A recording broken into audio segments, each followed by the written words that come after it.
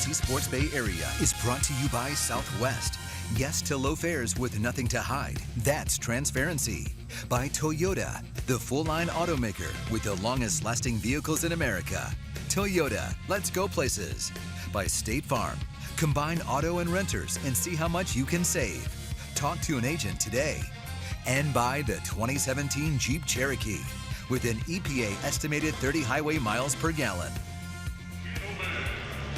All right, back here at Coors Field, just in time, as the Rockies take the field. Our game time weather is presented by the Santa Cruz Beach Boardwalk.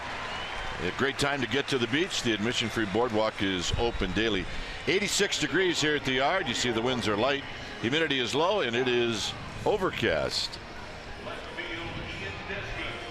All right, here's the Giants lineup brought to you by Southwest Airlines. It'll be Tomlinson in for Crawford. Then it's Joe Panik. See what he's done over his last 5 games. Then it's Pence, Posey, and Slater. Slater now moved up in the order, hitting in the 5th spot. Hundley, Hill, and Hernandez, and Matt Cain will be on the hill. On the hill today for these Colorado Rockies will be the lanky left-hander Kyle Freeland. Freeland 6'4", 200 pounds. And he is 24 years of age, a native of Denver, Colorado. This is what he has done in 13 starts. He's been fantastic. 7-4 with a 3.57 ERA. He's a finesse pitcher, not going to blow you away with strikeouts. He wants to take the sting out of your at-bat, and that's how he goes about his business. He's going to have a fastball that'll average right around 90, but with a curveball that's slurvy, a slider, and a changeup, he'll throw anything at any time. And he has got good corner command. Let's take a look at the Rockies defensively. They come into this game ranked #1 in the National League defensively. They've got Desmond, Tapia, and Gonzalez. Good arms across the board in the outfield. Story and Arenado, they're on the left side of the infield. LeMahieu and Reynolds on the right side. Tony Walters, he'll be in the squad, putting down the signs for Kyle Freeland. Freeland has faced the Giants 1 time, and he is 1-0. And in that game, he pitched 7 shutout innings. So the Giants will get their second shot at Freeland today. And you see the attire for both teams. And Major League Baseball in all 30 clubs will raise prostate cancer awareness during Father's Day weekend. And the players today and tomorrow will be wearing these blue uniforms and blue wristbands to raise awareness to fight against prostate cancer. So here's the first pitch of the ball game, and Tomlin takes high and away. So we get started at 1:11 here in Denver. And Tomlinson takes a strike. Home plate umpire is Gabe Morales. It's Adrian Johnson, Eric Cooper, Gary Cederstrom. Gary Cederstrom, the crew chief. It's 1 ball and 1 strike. Swing, and going to miss 1-2. Gabe Morales, the plate umpire today, has got a low strike zone, and he looks for strikes. He's a good pitcher's umpire. If you establish early that you can hit the knee-high strike and you can corner pitch, he'll go with you. I think we're okay with that.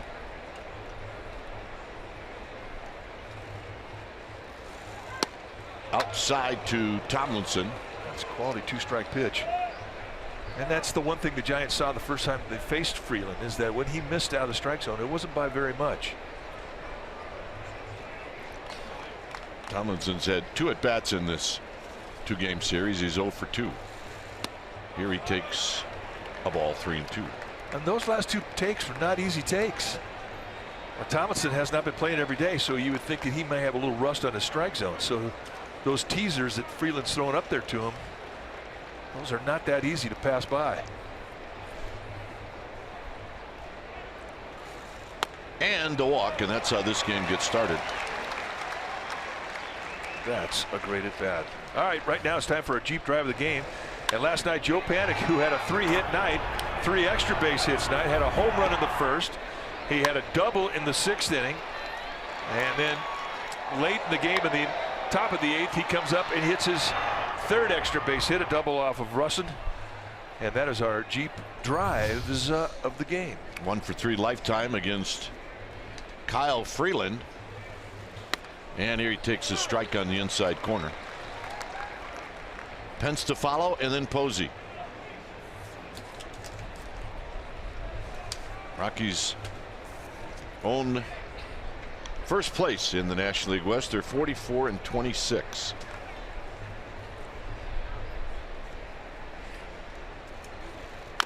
Chop foul off of Joe Panik. It's now 0-2. Now, if you look at the Rockies as to how they got to first place, it's pretty easy to understand. They rank second in the league in hitting. They have scored more runs than any other team in the National League, 371. They rank fourth in the National League in pitching, and they rank first in the National League in defense. Okay. Easy to explain. 44-26. Very easy. 0-2. Outside, 1 ball and 2 strikes. You look at the color combination of the uniforms today, it makes you think of North Carolina. Kirk Reeder would be ecstatic wearing these unis. Smiling right now somewhere.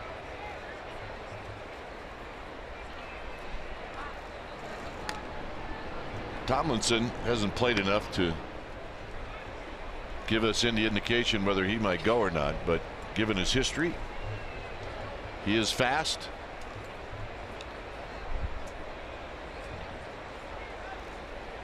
But you like that hole between first and second for a left-handed hitter. Now they got him. Unbelievable.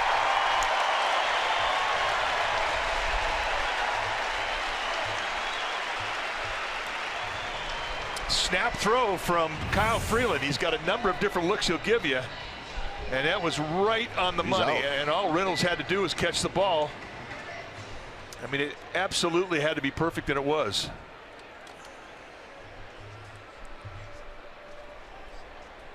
I'm not sure Bruce Bochy quite believes what he just saw.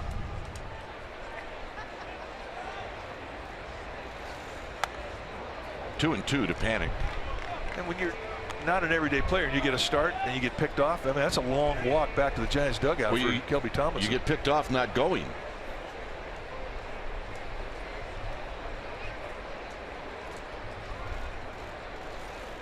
Panik with a base hit to right field.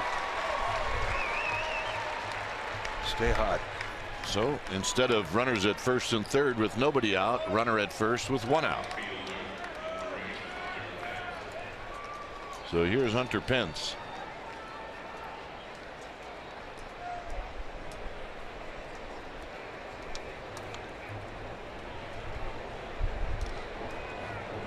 With the socks that you see Hunter Pence wearing, I'm sure Major League Baseball is now having second thoughts about this weekend. Yeah.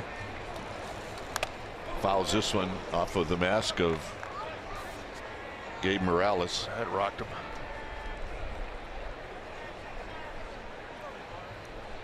Hunter's one of the few guys in the major leagues that would turn back and apologize. Sorry, Mr. Morales. I wish I would have just swung and missed.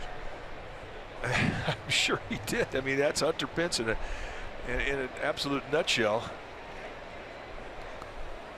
And you know what? I mean, he would be genuine in his asking if you are all right. He would care.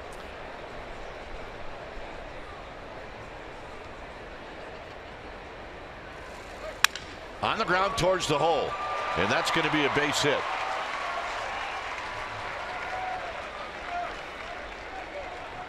He said last night after the game that he's starting to feel like himself at the plate.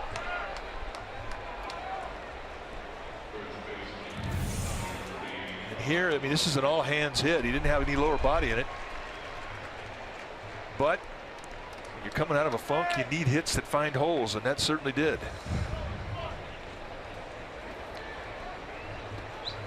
Buster Posey pinch hit in the 9th inning and drew a walk. His last at bat, where he put the ball in play, he hit a home run. And that's when he injured that left ankle.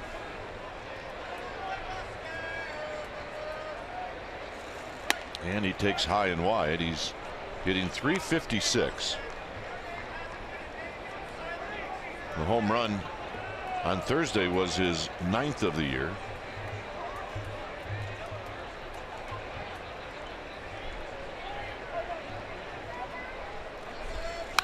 Fouls this one out of play. And I'm not sure really if the Giants and their training staff really know for sure exactly what happened, but all they know is he was able to walk it off, and here he is playing on a Saturday when he looked like the Giants were going to lose him for a while. 1-2. Well, scar tissue is a funny feeling, because when it happens you think that there's a cherry bomb going off in your arm or your knee or your ankle, wherever the scar tissue is, and it scares you. But then, as you pointed out yesterday in our conversation about it, you start feeling good. It really starts to make your whatever ails you feel a lot better. So it's 1-2 to Buster Posey. 2-2.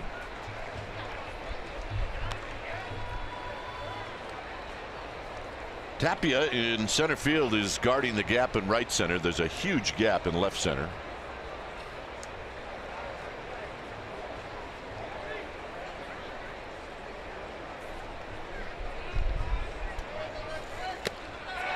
And hanging on is Walters. So Posey strikes out, and here's Slater. And that's reach back velocity for Freeland, who averaged right around 90. He can reach back, and he'll do it in 2 strike counts. And this with perfect location, he just zips it right through Posey. That's a perfect pitch. Here's Austin Slater. 4 hits on Thursday. Came back yesterday. Went 1 for 3, scored a run, knocked in a run.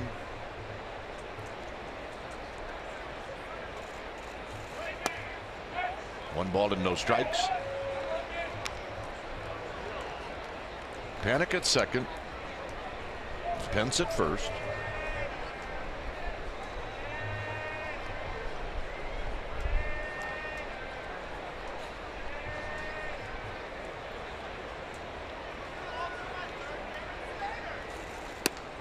And he half swings it, 1 ball and 1 strike. Well, you hate to give up a swing in a 1-0 count when you're geared up for a fastball. You're looking away, you get what you want, and still late movement breaks you down.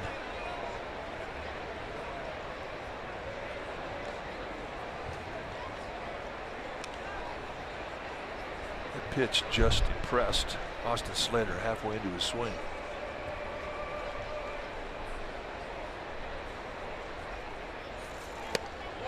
One and 2. Same location he got strike 3 with Posey. And the way that Slater swung at those last 2 fastballs, I don't think he's seen them that well. As we mentioned, Freeland's lanky, and he's got lazy arm action. And he gets on you quick, and with good location, that's a tough combination.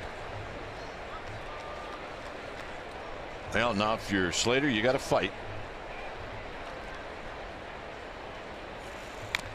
And he stays alive. He did a good job in the game last night against Ottavino. That's a 95-mile-an-hour fastball from Freeland. It's our fast pitch, brought to you by Xfinity, the fastest Wi-Fi at home and on the go. He fought Ottavino. He ended up striking out, but we were still impressed because Slater had never seen Ottavino before, and he's tough. He's the nastiest guy on the planet if you're hitting from the right side, seeing him for the first time.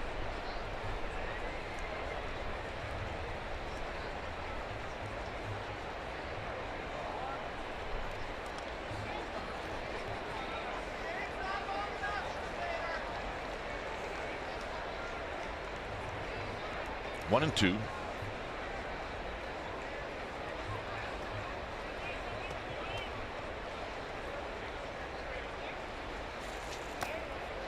Two balls, 2 strikes. Again, I mean, when he's missing out of the strike zone, there's still teasers. Guys are swinging at that. A 1-2. And I think that you can really find out a lot about a guy is just how he misses out of the strike zone as to what type of command he has.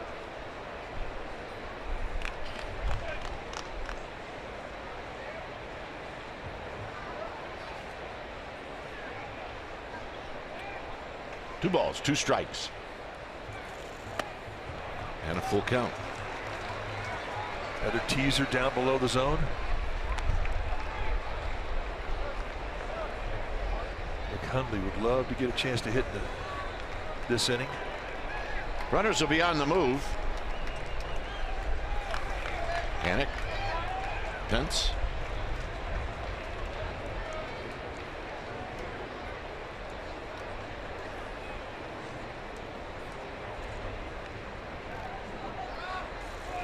Got him, and that'll end the inning. Kane coming out. 0-0.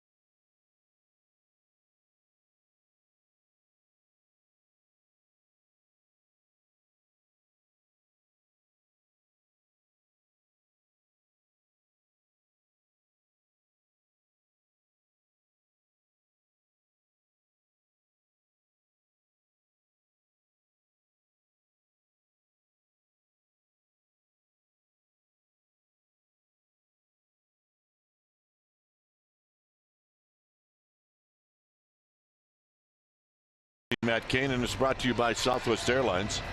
It'll go like this. It'll be Tapia, LeMahieu, who's hot, 8 for 9 in the series. That's hot. Arenado, Reynolds, and Desmond. Carlos Gonzalez has dropped down to the 6th slot. Then it's Story Walters and Kyle Freeland, who can hit a little bit.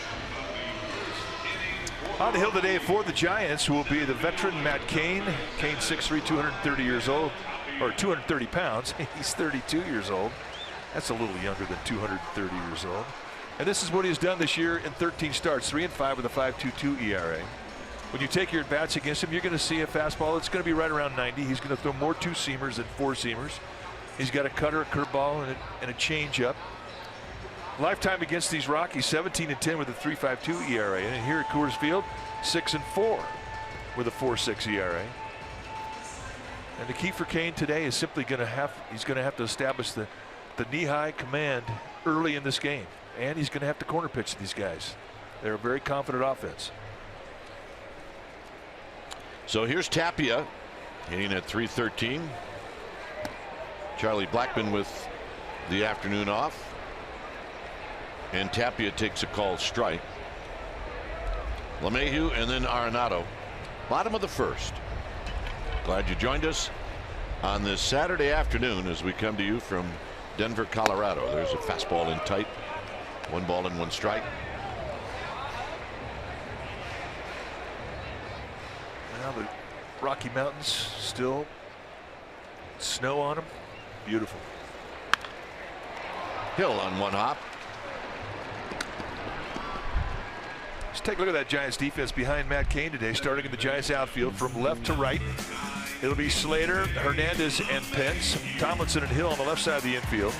Panic and Posey on the right side. Dick Hundley, he'll be in the squad, putting down the signs.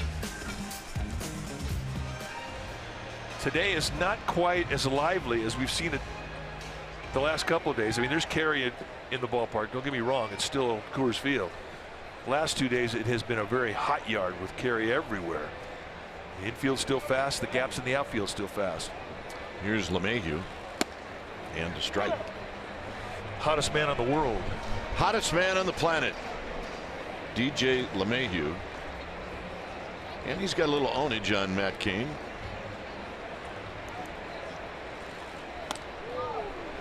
You say how hot is hot? Well, how about 8 for his last 9? 2 days or 2 games in this series. 4 hits each game. Time for him to cool off. 2 balls and a strike. Or hit some atom balls. How about that? Yeah, a few of those would be nice.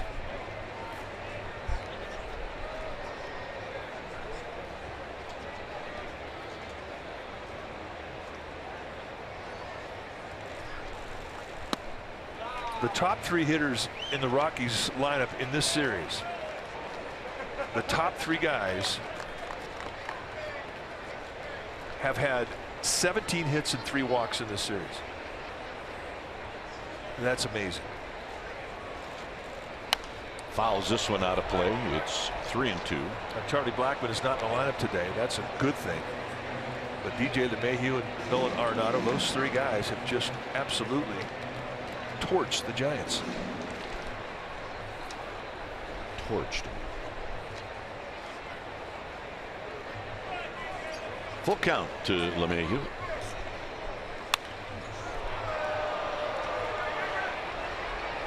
It's going to be Buster Posey as the wind brings it to him and away from Panic. All right, here's our smart play brought to you by your California Ford dealers. September 26, 2010. At Coors Field, Matt Cain, complete game, 3 hits, no hitter through 7 1/3, 2 earned runs, a walk, 8 strikeouts. He threw 113 pitches. Giants won 4-2. Remember, they're trying to catch and stay ahead of or even with the Padres at that point. So every game was a big game.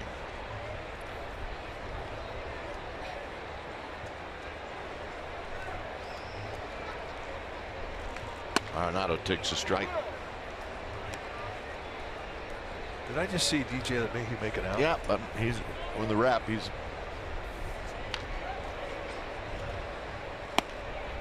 saw the graphic, the complete games in Giants history. And here at Coors Field, there's been 6 of them. Mark Gardner, Russ Ortiz, Ryan Jensen, Matt Cain, Barry Zito, and Madison Bumgarner. Ryan Jensen. I think he won 15 games that year. I also think he was ticked because he wasn't on the postseason roster. It's a good guy. Cain with a 1-2-3 first. We'll head to the second. The former Rocky to lead things off.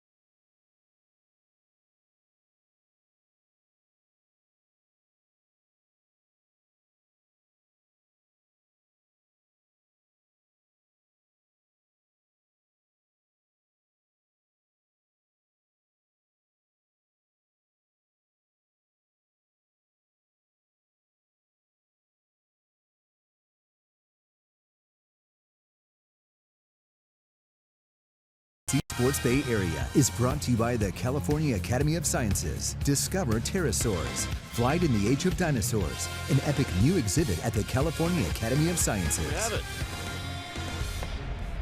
All right, back here at Coors Field, 0-0 ball game, and it'll be Hundley, and then Hill, and then Hernandez. It's the big H's coming up here in the second. Just looking for storylines, folks. Alma got it. Hundley takes a strike. We like storylines. Only hitting .236. Hit a home run in the series. Low. Yep. Dad's got his hands full. Mom's taking a break. Doesn't look like he's that unhappy with it, though. That's right. Yeah, Mom's up on the rooftop having a cold one. Tap to third, foul. Probably deservingly so. He's got the one knee shake going. And yeah, that's a veteran right there. Yeah, there's Mom up on the rooftop, and number one son has got his glove. Point to the seat you're sitting in. It's got to be a little girl, right, with the bonnet. I think so. 2-2. We had the all-timer the last trip we were in, where Dad was trying to feed the baby. That was hilarious. Hey, he was a new dad trying to figure out how the bottle was working, and it was quite memorable. Hundley shoots it foul. Scared everybody in that front row behind home plate.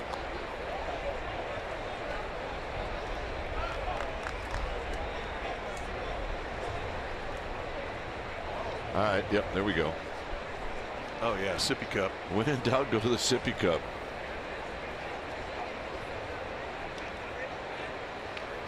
Two balls, two strikes. Nope, 3-2. By the way, special place in heaven for whoever invented the sippy cup. I know. And then when your kids are grown up, you can still use them.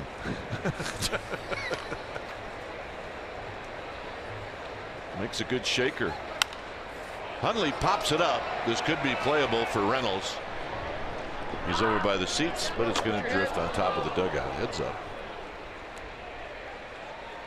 The guy with the man bun's got to make a play. I'm sorry. Try to do it in his hat.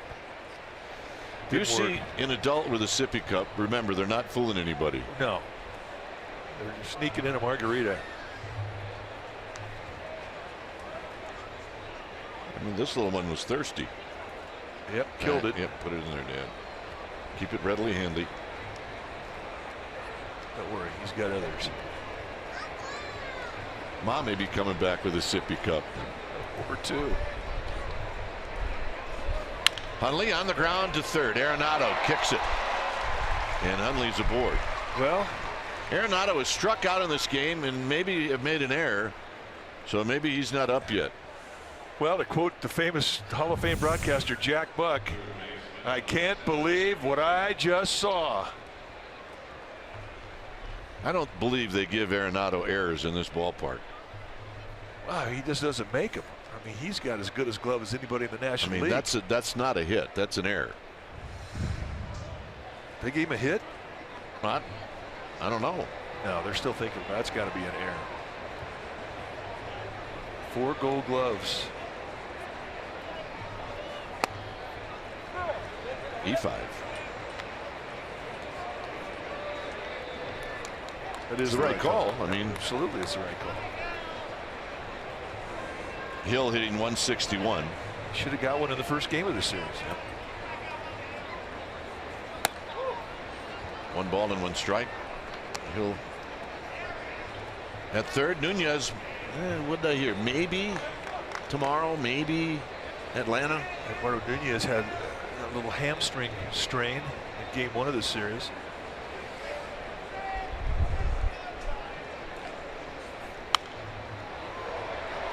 So be out of play. Walters will give chase.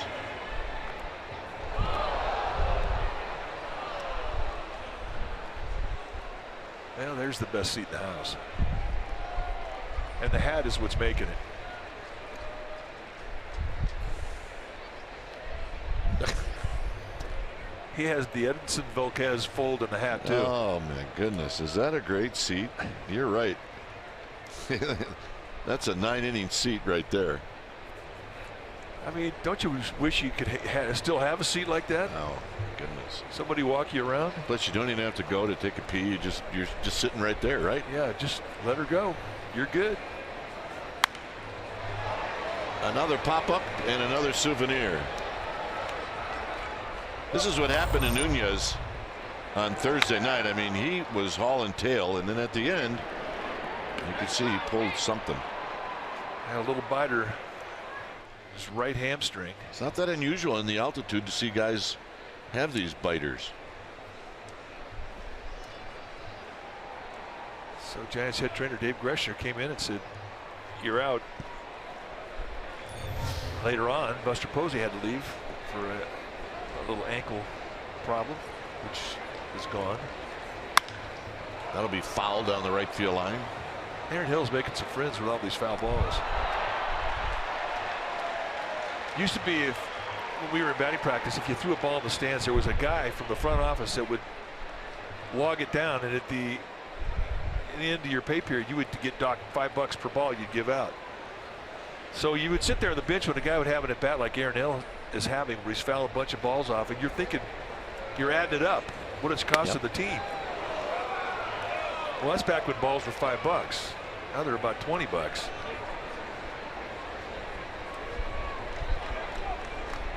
I still add them up. I know.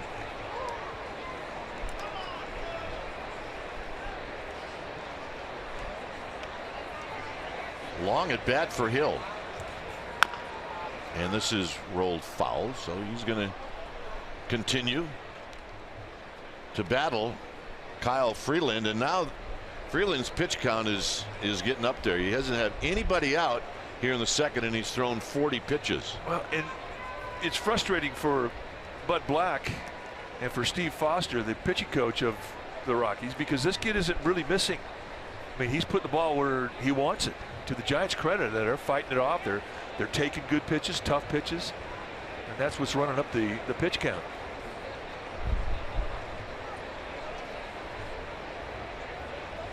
And the runner goes, and there's a drive foul down the left field line and out of play. First row, second level. There's some of our fans. Is this their 50th anniversary? Yeah, that's Bob and Lynn. Well, happy anniversary. Lynn's not sharing her fries. No. I've shared enough over the years. She stopped doing that 8 years ago.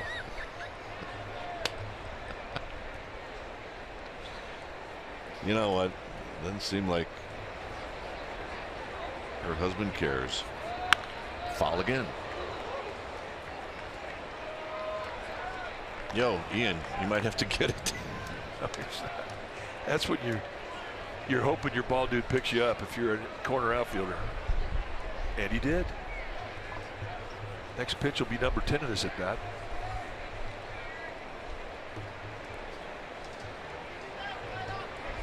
Hundley's at first.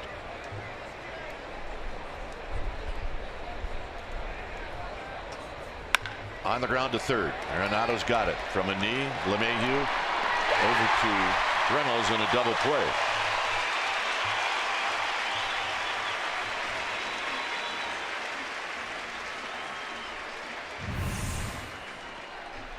Adam Ball, 2 down. Here's Hernandez. Well, and from the knee, a perfect strike from Arenado.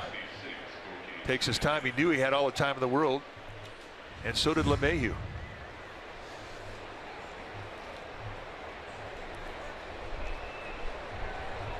Hernandez had a nice at bat as a pinch hitter yesterday at a triple. And he looks at a strike. Kane is on deck.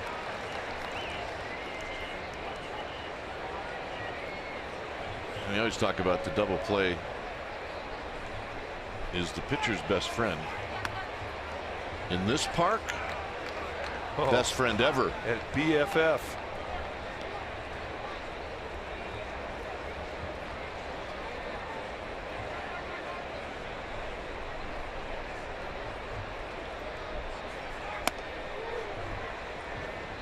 Two and one with the high fastball.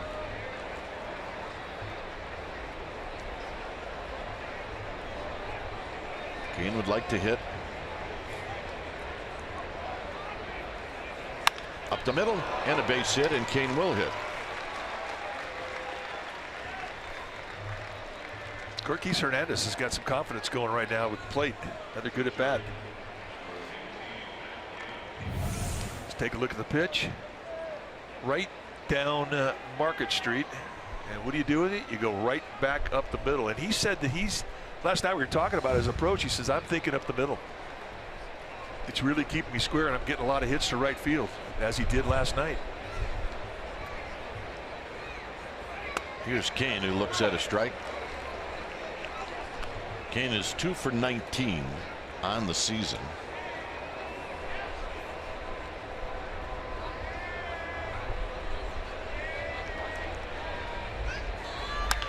Tapped slowly.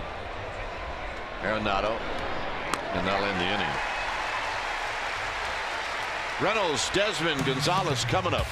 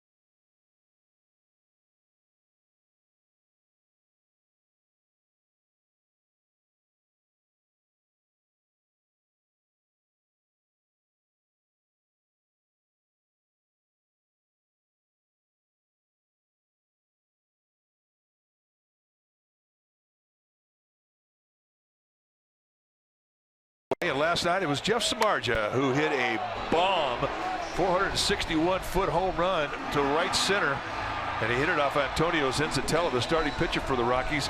Third home run in the career of Samardzija. It was the first home run he has ever hit in a Giants uniform, and that's our Togo's big play the Togo's way.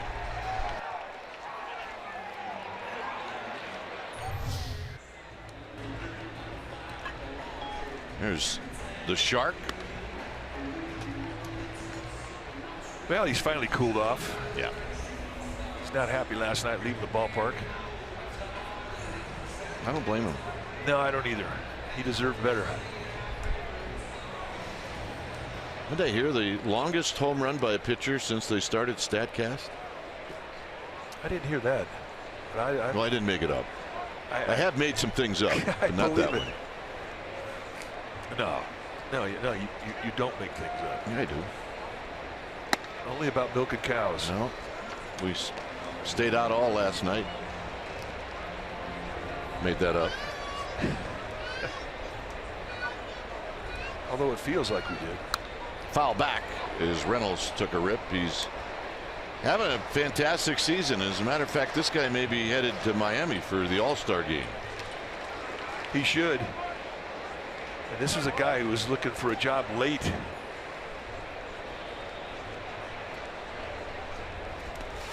Rockies gave him a minor league contract. Comes to camp. Ian Desmond goes down. He takes over at first base, and boy, has he been something.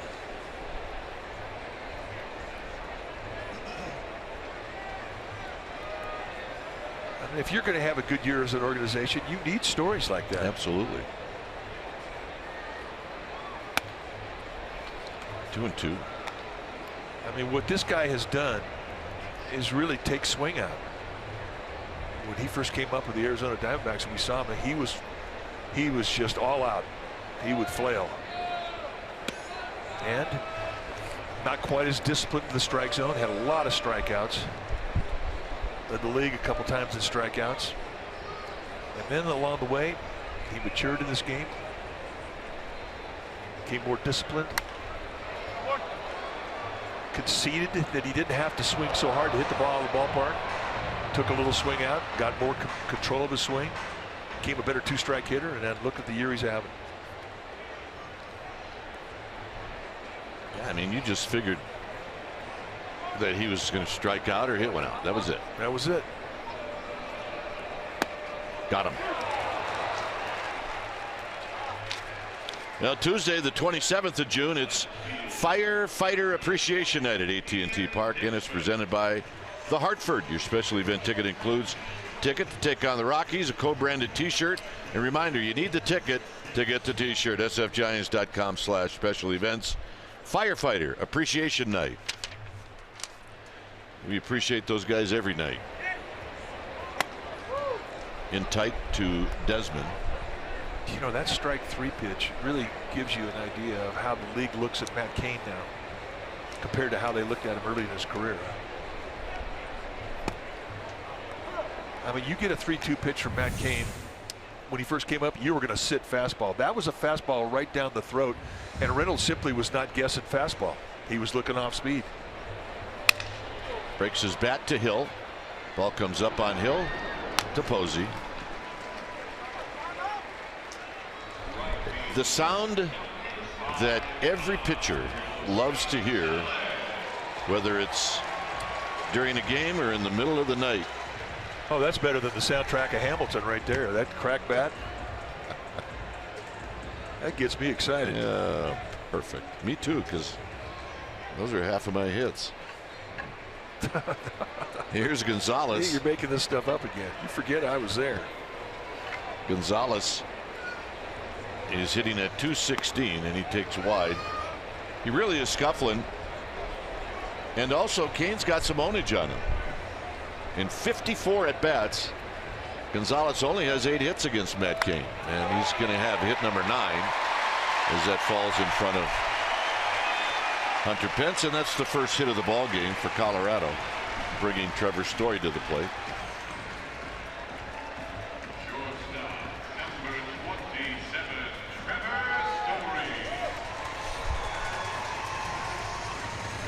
So both right fielders in this game wearing their socks the same way.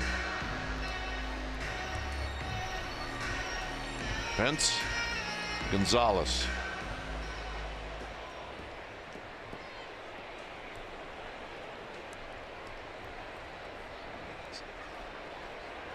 Story hit a pinch hit home run last night.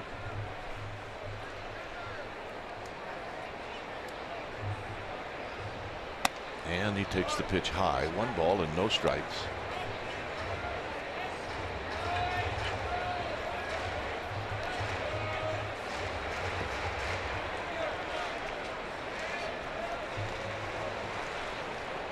Against Cain, 2 for 6 in his career. One of the 2 hits, a home run. Gonzalez with a good lead. He may go. Story waited on that pitch that was up, and he fouled it straight back. So that may be one that he'd like to have back.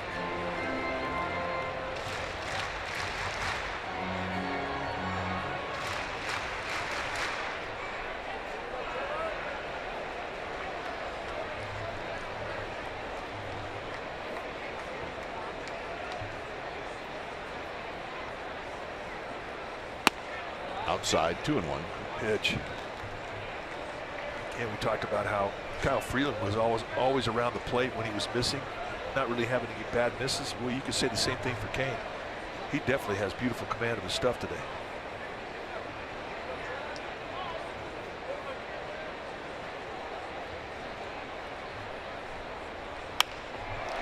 And this little flare is going to fall. So that'll put runners at the corners. There's a Coors Field base hit. Yeah, I mean, so much is talked about how the ball carries here. I think you come in here and you're thinking about home runs, and you're worried about home runs if you're a manager or a pitching coach. But this is something we've come to find out about Coors Field. You get a lot of balls that drop in front of outfielders. There are big dimensions here. outfielders play deep, and it really exposes the area between the infield and where they position themselves in the outfield. And there's a lot of bloops that fall here. Here's Tony Walters with 2 outs.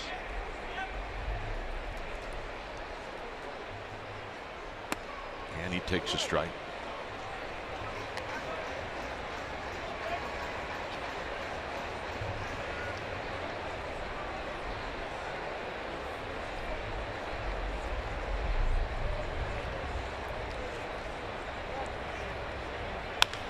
And a base hit. So Walters knocks in the first run. It's 1-0. All this with 2 outs, 3 straight singles. And not one's been hit hard.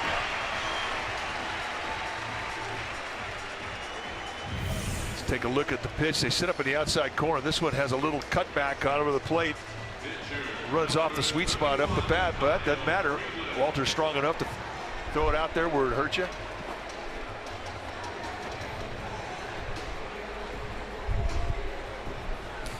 You really can't take Kyle Freeland for granted. Once he gets in the batter's box, he can hit.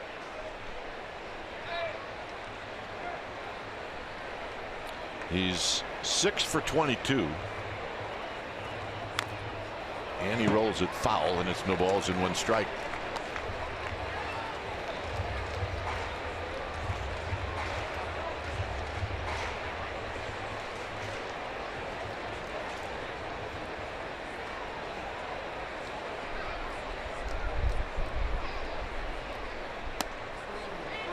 And a called strike.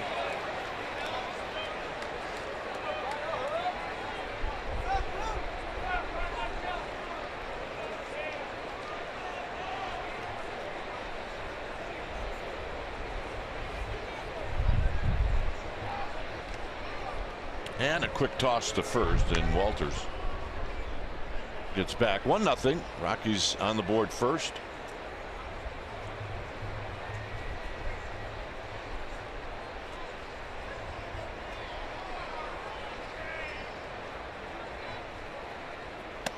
And that'll end the inning.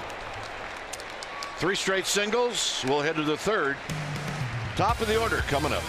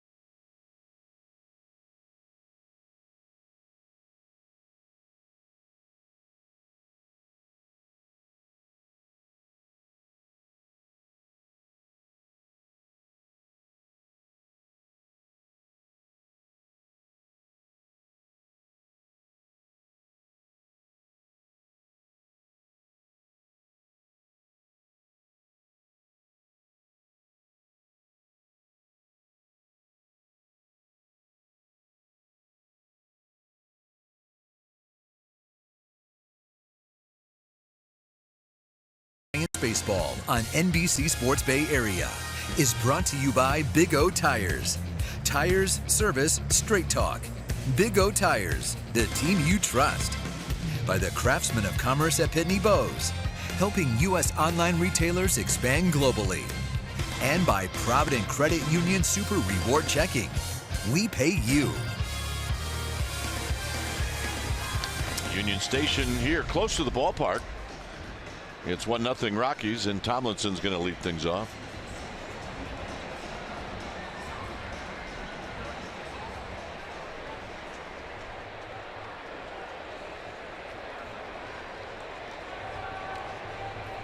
Tomlinson started out the ball game on a high note.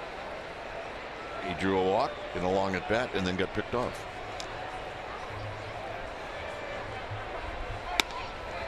One ball and no strikes. Panic, and then Pence. Giants had an opportunity in the first, and Posey and Slater struck out.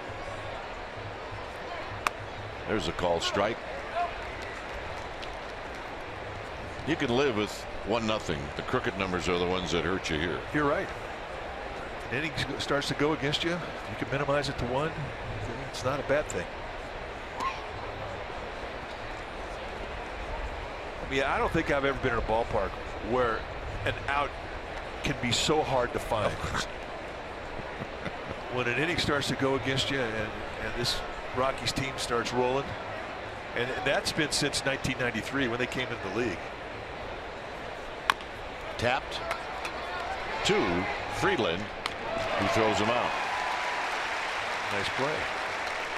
Well, on Saturday the 24th, first 30,000 fans are going to receive a Giants retro bobblehead presented by Coca-Cola. And a reminder, the first pitch on the 24th is going to be a 4:15 pitch. Giants are going to take on the Mets. And the Mets are going to be in there from Friday, June 23rd, all the way through Sunday the 25th. So tickets are always available. Go to sfgiants.com. The Mets.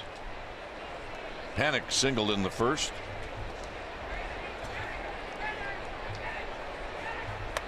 Pitch is up and in. 1 ball and no strikes. Hunter Pence to follow. Yep, make sure you put your sun protection on. The sun is hot in this town. And it's sneaky hot. Look out. And Panic's going to reach. Wow. And now a red alert. He smoked that ball, and that was a direct hit. And may have got him on the, well, I'm not going to speculate. We'll know now. Left arm. Man, I don't know if it got him in the arm or the chest or elbow. If that got his arm, he may be out of this game.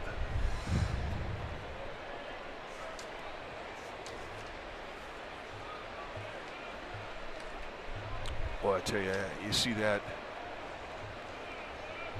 And if you've ever pitched at this level and been hit by a line drive off a big league bat, it is not a good memory.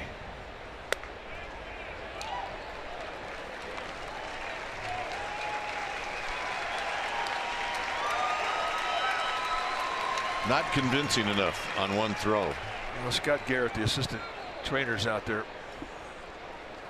I mean, you've got adrenaline surging through your body right now. I mean, and that'll overcome some of the discomfort. But when reality starts to set in, this is something he's going to feel.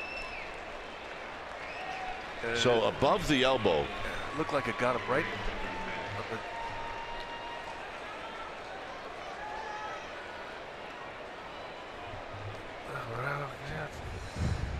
Got him in the bicep or the side of his arm.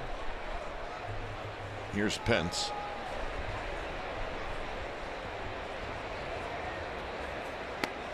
And a strike on the outside corner. I tell you, I'm impressed with Kyle Freeland staying in there. Yeah, I am too.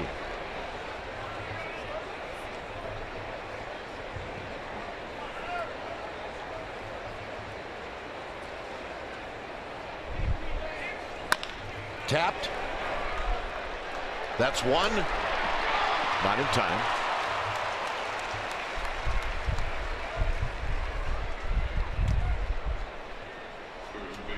Six-4 in the fielder's choice, and here's Buster Posey.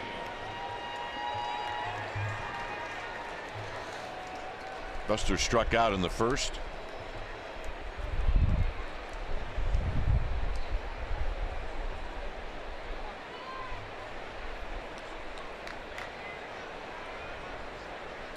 Yeah, the other thing too, when you get hit on the arm, I mean, you're not thinking about the guy in the batter's box, you're thinking about your arm. On the ground to Story, and that'll end the inning. It remains 1-0 Rockies.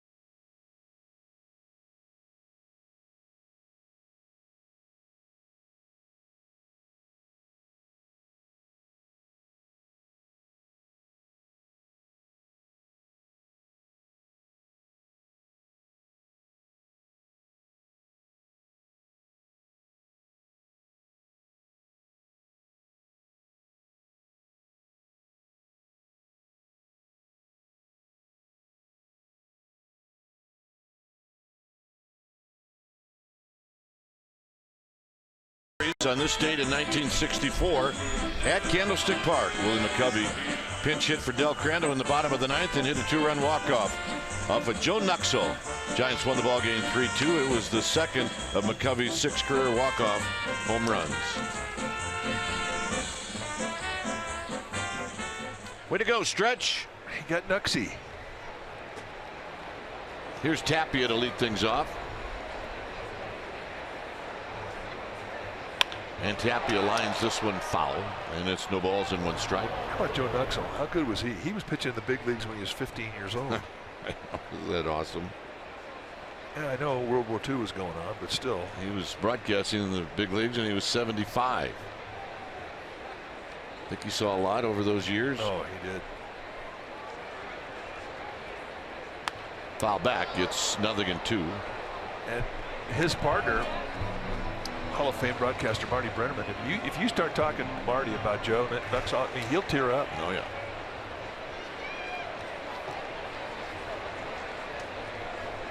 That was his partner.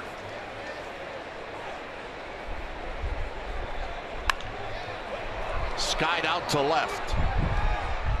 Wind is pushing this one back, and Slater's going to hang in there and make the catch. All right, Giants Insider Podcast is back on NBC Sports Bay Area, and it's brought to you by Max Muscle. Log on each week as insider Alex Pavlovich talks baseball with players, coaches, special guests, and more. It's also available on iTunes, Stitcher, Google Play, and Spotify.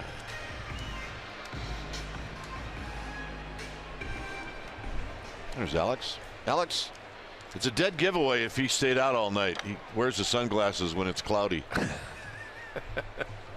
He just turned himself in. Alex, I'm sorry. You guys from UC Santa Barbara, you cannot hide it. He is really enjoyable to talk baseball with. I mean, he's very good at what he does. A lot of respect in that Giants clubhouse. And LeMahieu with a base hit.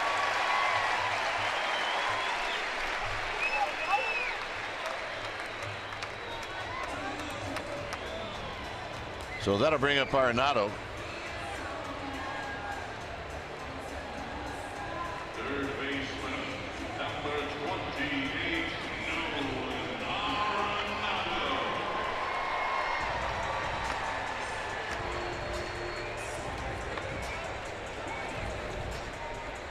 Arenado struck out in the first inning.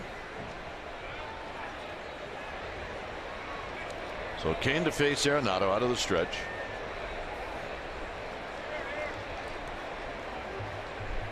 And a strike, and it's 0-1. Right after that strike zone, strike one has been a real good friend to Matt Cain today. Very aggressive to get ahead. Another thing, I mean, that's pretty much how you want to pitch anywhere, but it always seems to be more here in Coors Field.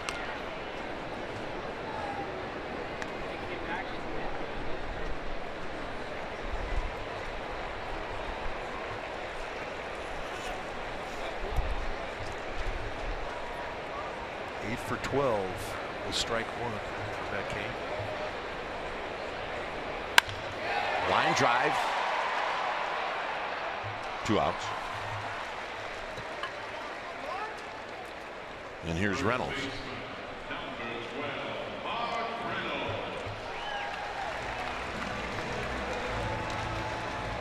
Rockies Hernandez in center field today. We had a chance to talk to him about playing outfield at Coors Field. He says it's really difficult, especially when you come from San Francisco where there's so much humidity in the air. Here there's none.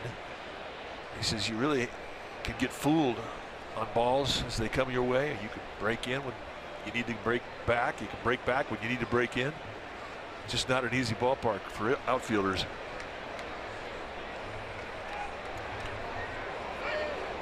Keeping an eye on LeMahieu.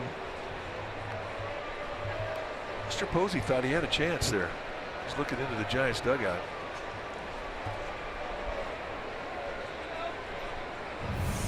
Let's take a look. It's close.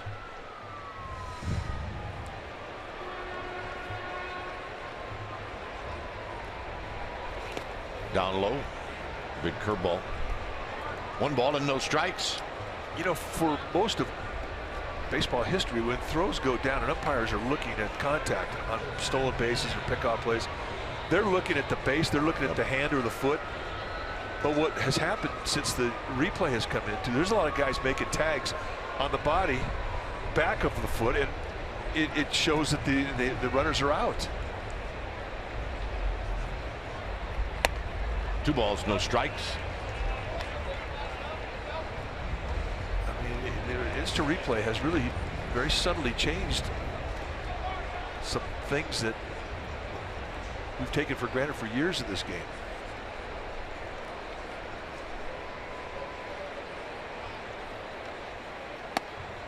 (3-0). But from the umpire's perspective, I mean, you've got instant replay, so I mean, you're not going to get the play wrong. No, even if you call it wrong.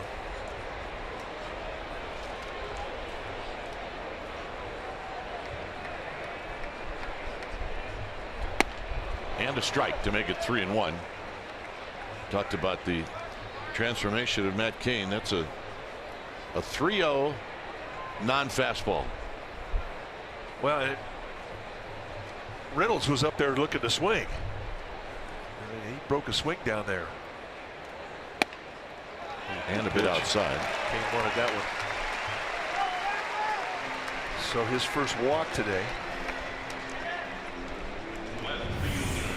Watch Cain's head turn immediately. He thought he had a strike there. Cain like, come on, you're killing me here.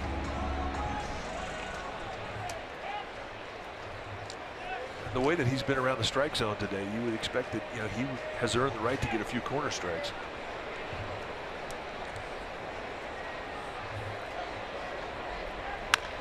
Desmond rolls one up the middle. Tomlinson's going to keep it on the infield as he does a nice job. So the bases are loaded for Carlos Gonzalez. Boy, does he and Desmond like that first pitch.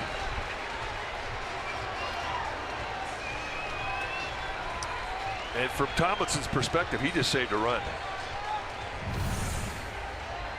Runners are going to get a 2-out jump on contact. That's an easy score. And just knocking it down is a great play. I don't know if he comes up with it cleanly once he leaves his feet, if he's going to have a chance to get Desmond, who runs well. And he may have tweaked his wrist. Well, that's how Joe Panik hurt himself in Milwaukee. So here's Gonzalez.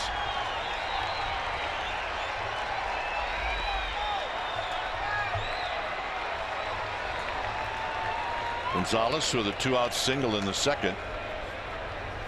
And he lines this one. It's off of Cain, and Tomlinson steps on the bag, and that'll end the inning. So hopefully Cain's all right. He'll take the bruise. It remains 1-0.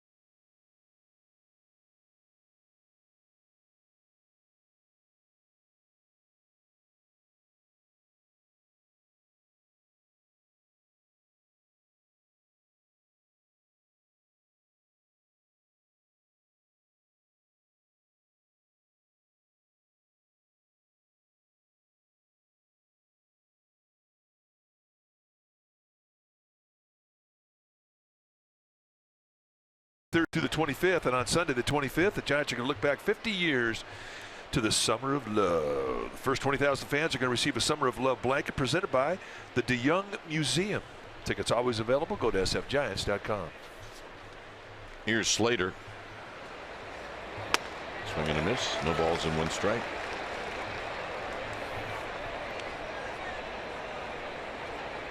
That guy remembers the Summer of Love. Really? So does he. Here's the 0-1. And tight and low. I don't know.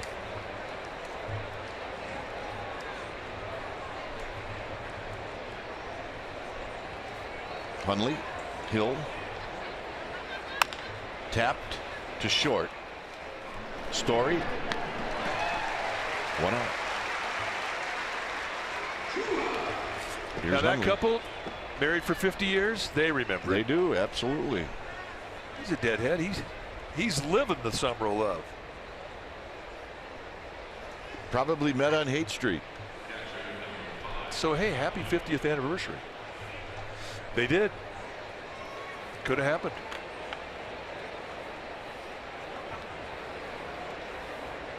And now right at the end of Haight Street, there's a Whole Foods. Yep.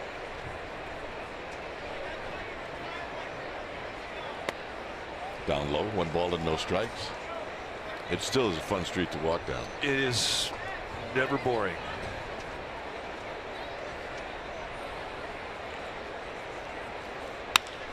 Driven to right. Gonzalez is racing back. It's over his head. Hundley better hurry. Gonzalez has a good accurate arm, and Hundley's got a double. I'll tell you what, it is hot to right field. It is hot to right field. I mean, I don't think this thing was even on the sweet spot. I think it was out towards the end of the bat. But yet the carry, and you watch the route that Carlos Gonzalez is going to take. That didn't even sound good. And this goes right off the base of the wall. Gonzalez could not have played any better. Hundley moves well. And he knew he had to. Carlos Gonzalez, everybody knows about his arm. Here's Hill. Hill takes low. Hill hit a long at bat. And then hit one sharply to Arenado, who turned it into a double play.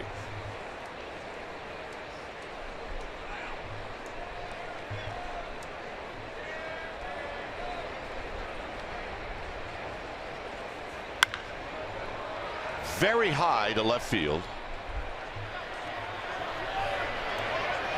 See, the wind is pushing balls back when they're hit to left.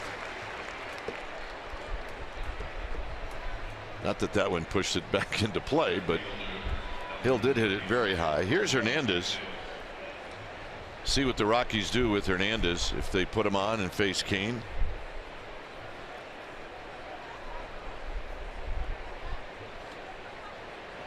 Looks like they're going to trust the young left-hander.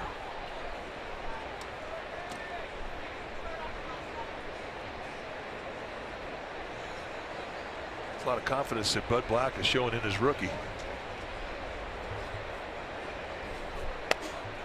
And at the knees, Hernandez didn't think so. It's no balls and 1 strike.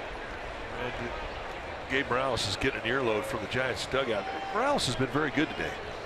He hasn't missed many, but I think that one got away from him. Definitely a pitcher strike.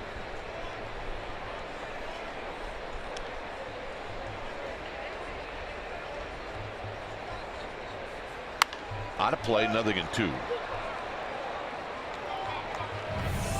Well, this is the pitch in question. They set up on the outside part of the plate. And Morales basically proved that you don't have to throw it between the knees of a catcher to get a strike call. He's got his zone, and if it's in my zone, I'm going to call it. And that's what good umpires do.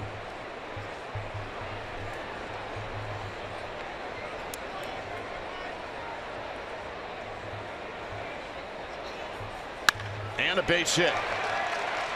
And here comes Hundley. And here's the throw. And it is not in time. Standing there is Walters like a statue. And it's a tie ball game. Well, Nick Hundley is the farthest thing from a dirty player. And he's coming in, standing up. And I don't know what caused the contact. Phil Nevin? Well, how about standing in front of home plate causing the contact? And the one hop kind of took Walters into the play. But boy, Nick Hundley doesn't drop Stank Eye often, and he just did to a former teammate, no less.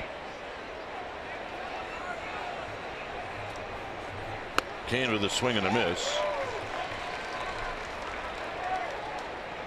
So nice job, Gorkys Hernandez. Nice job, Phil Nevin. He's about 49% football player. Well, when your father's a D1 football coach, you're not going to be afraid of contact. Kane on the ground to third. Arenado on the backhand. He'll take his time, and that'll end the inning. Giants tie it up. It'll be Story to lead things off.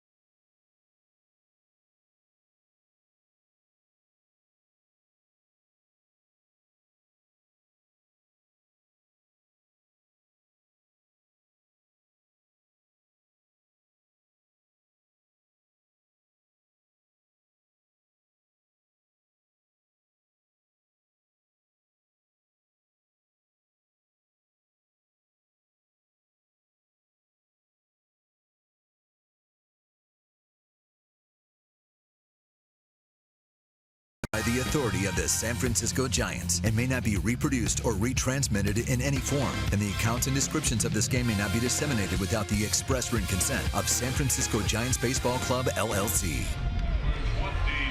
It's a 1-1 ball game as we go to the home half of the fourth inning. The bottom three in this Rockies lineup. Story, Walters, and Freeland to face Matt Cain.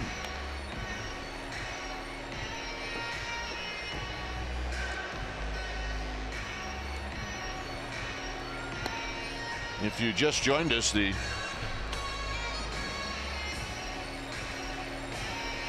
Major League Baseball and all 30 clubs raising prostate cancer awareness. That's the blue wristbands and their uniforms, and they'll do it today and tomorrow. It raises awareness and funds to fight prostate cancer.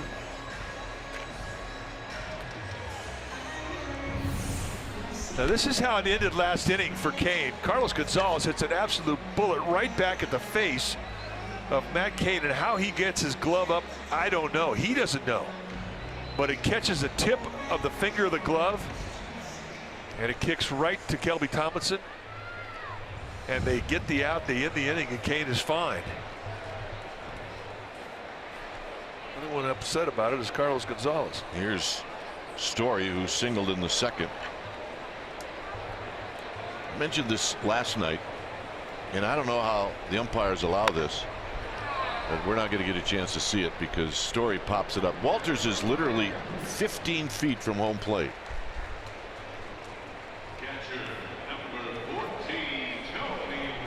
So here's Walters.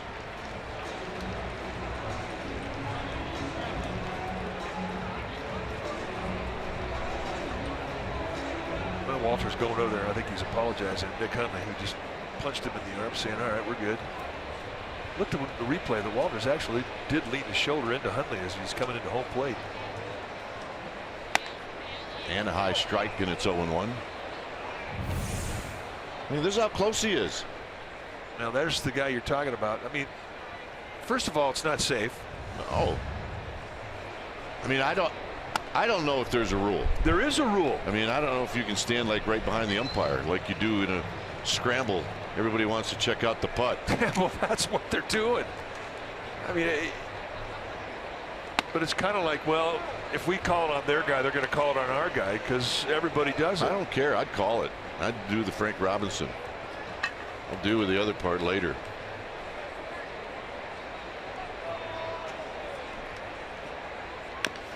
That foul. There used to be a time in this game that if you did that, they would throw at the guy on the on-deck circle. Yeah, I saw it in the minor leagues. Never saw it in the big leagues.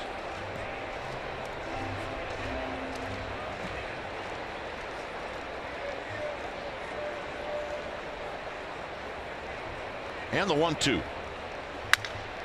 Hit on the ground to Posey. Good changeup. 2 outs.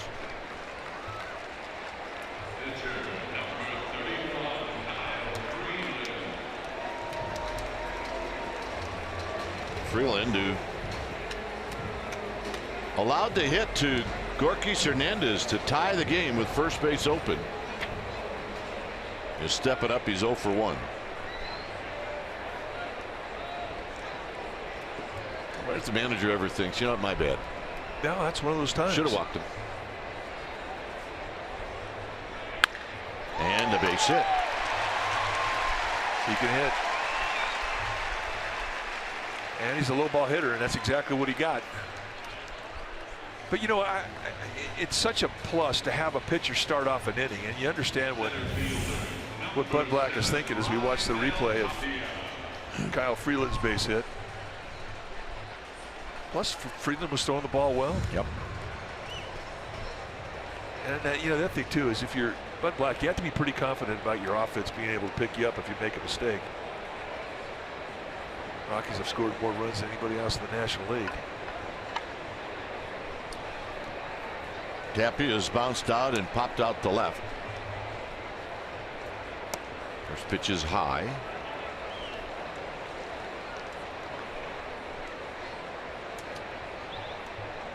Tapia, good speed. Not an easy guy to double up.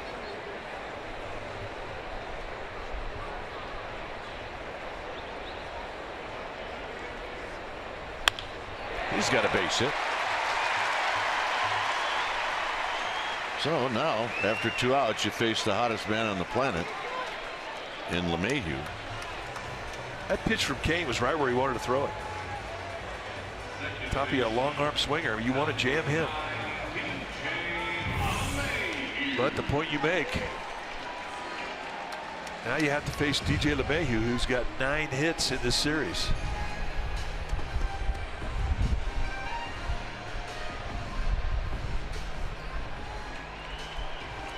LeMahieu started off this series hit 279, and he steps into this at bat hitting 300. That's how hot he's been.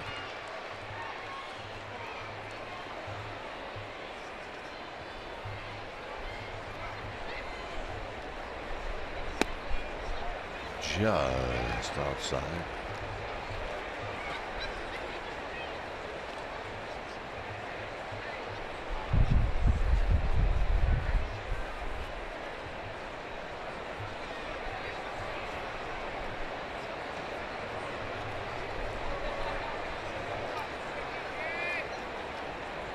And tight. It's 2-0. Not wanting to face the next guy, you figure LeMahieu's going to get something to hit.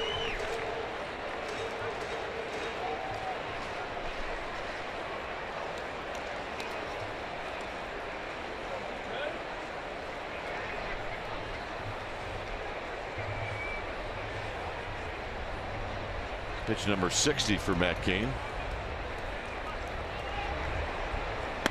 And a strike. 2-1.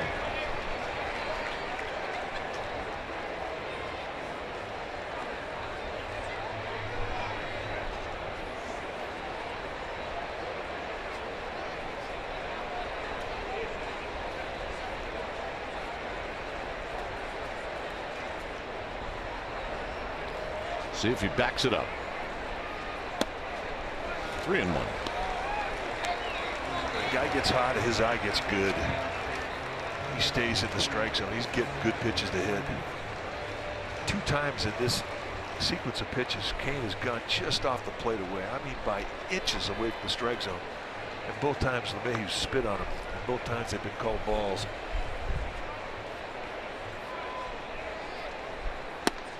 Full count. Dotted that one. Yeah, he did. That's about as perfect as you could throw a fastball. And he just took away the 3-1 advantage.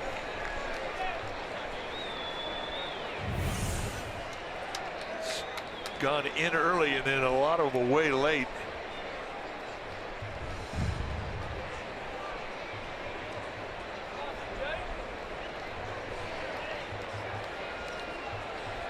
Runners go.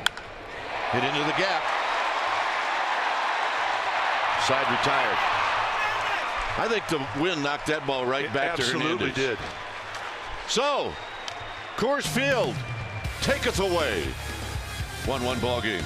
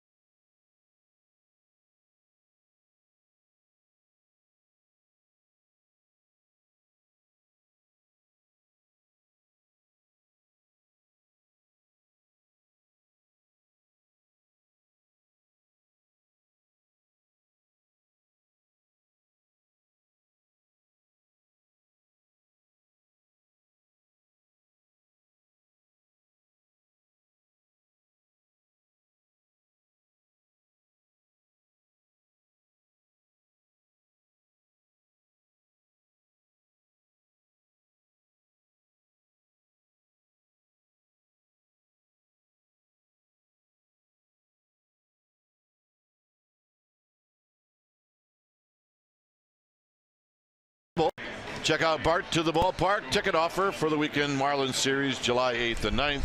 For $99, you'll receive 4 game tickets and 4 free round trip Bart tickets to get you to and from the ballpark. sfgiants.com/Bart.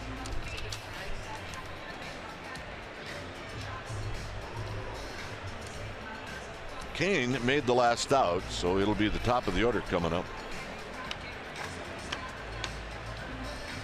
By the way, the ball that LeMahieu hit, I thought was in the gap.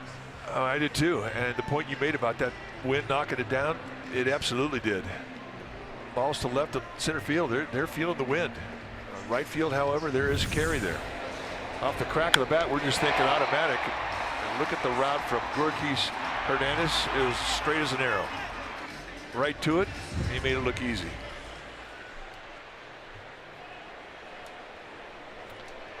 Tomlinson is 0 for 1. Both pitchers have pitched in a lot of traffic in this afternoon's game.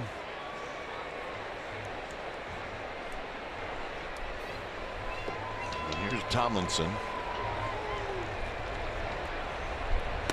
And a strike, and it's 0-1.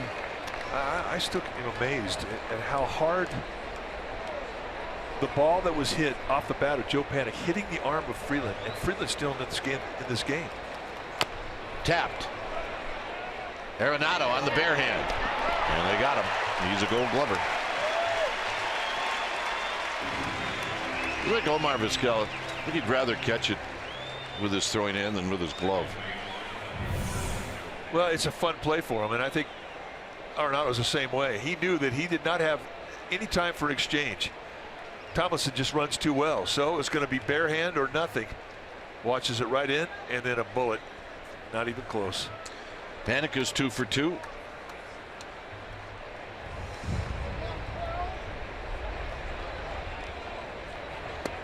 And a strike in its own one. I mean, this is just defensive brilliance right here. And look at the lower body get positioned.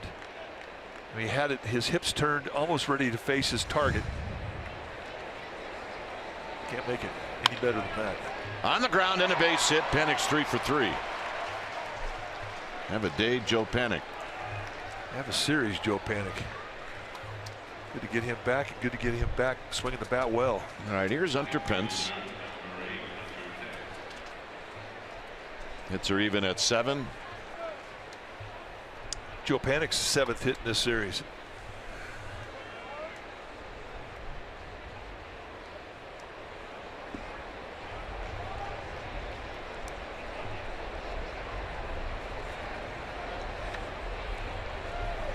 Hunter Pence is 1 for 2.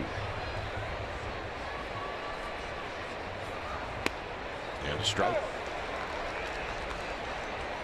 Just coming in the back door with that little slider. Out. Cold.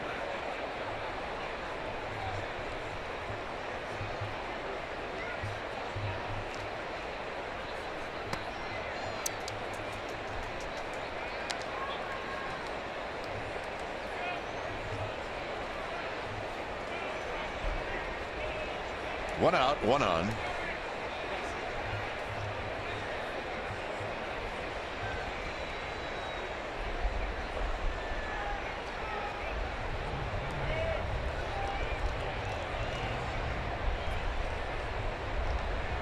Rockies really anticipating that Pence is going to hit the ball on the right side of the field.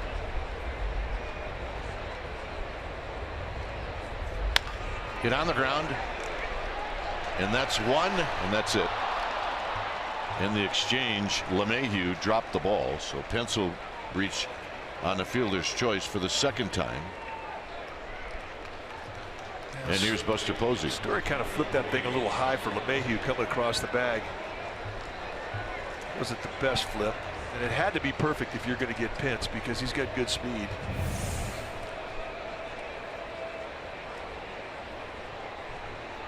But they did indeed get the force. Buster's 0 for 2.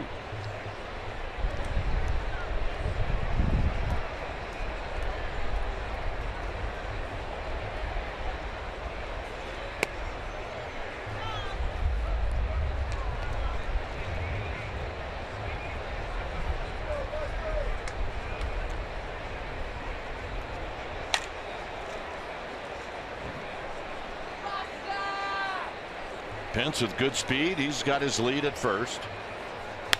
And this is driven down the right field line. Gonzalez is going to make the diving catch. And that'll end the inning. Gonzalez shading Buster Posey. Down the right field line. And this saved a run. Nice play. High backhander, and doesn't happen very often, but Buster Posey shaking his head. He just had one taken away.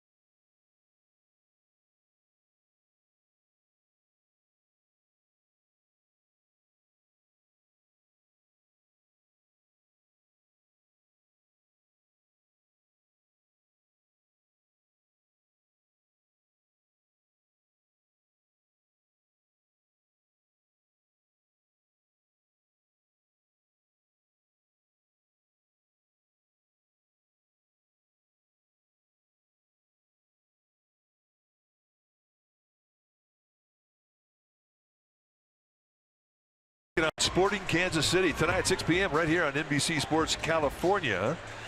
Chris Wondolowski and the Earthquakes take on Dom Dwyer and one of the top teams in the MLS, Sporting Kansas City, on NBC Sports California.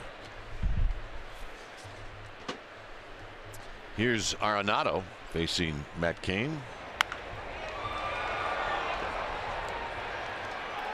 Slater. That is big time wind resistance, and you don't see that often here. Number 12, Mark Reynolds. All right. Low line drives are still going to go. But if you get it high, you have a tough go of it. Here's Reynolds.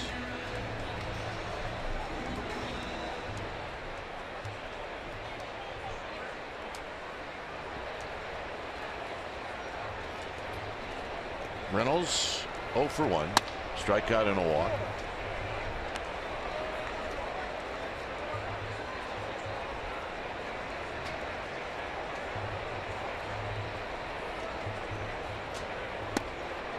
Nothing in 2. This has been a guessing match today between Reynolds and Cain, and so far Cain has really guessed right. Reynolds has not. And that had Reynolds really leaning out over the plate. Early in his career, he's swinging at that. The bat's over. Not anymore.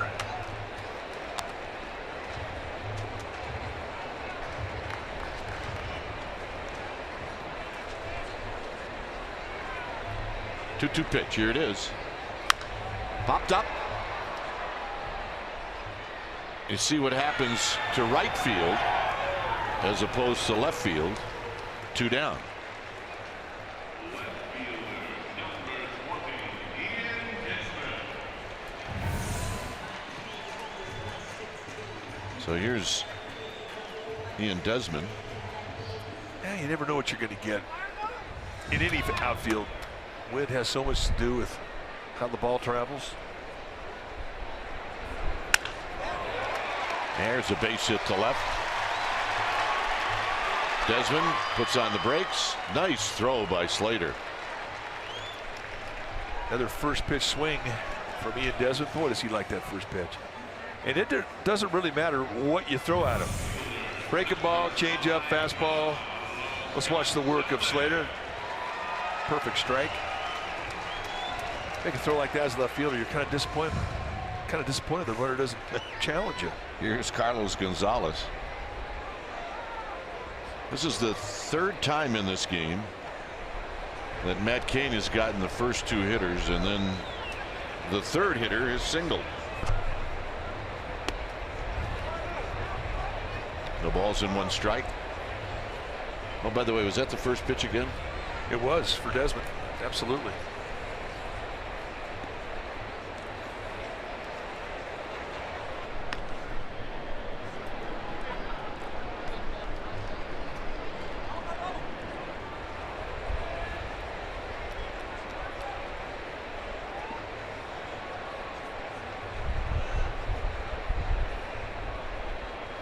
Runner goes. Unleashed throw. Will not be a throw.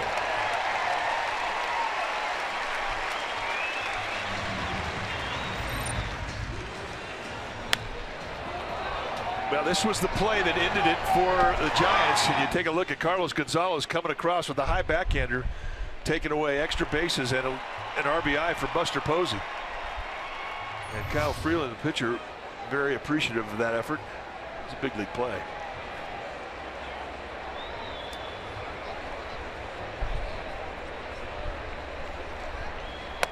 Pitch is high and away. It's 2 balls and 1 strike.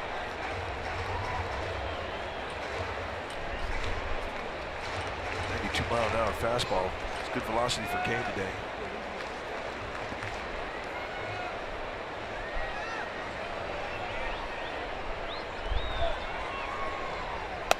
Three and one. Not happy with that. A little bit of an overthrow.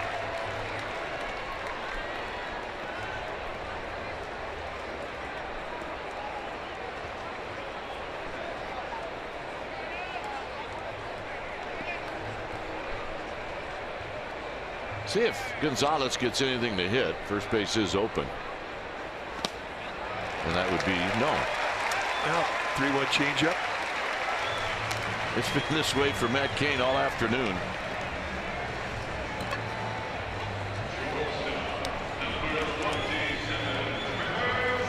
Here's Story.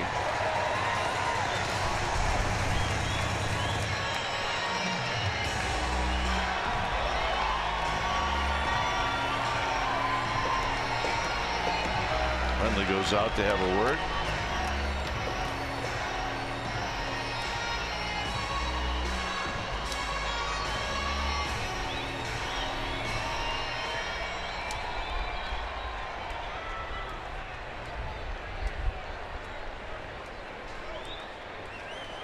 So Story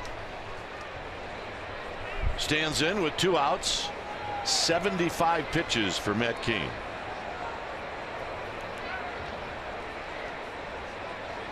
And the pitch. And it's a strike on the outside corner. There, bang, strike one again.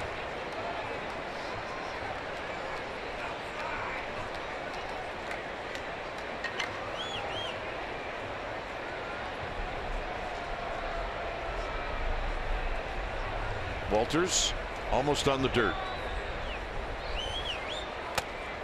And that got home plate umpire Gabe Morales. And was that a cross up? It had to have been. And that hits Gabe Morales, I mean, square on the mask. And you talk about a surprise. And Nick Hundley's thinking breaking ball. Didn't get him in the mask. I got him on the left shoulder. Hundley caught a piece of it, but not much, and that really rung up Morales.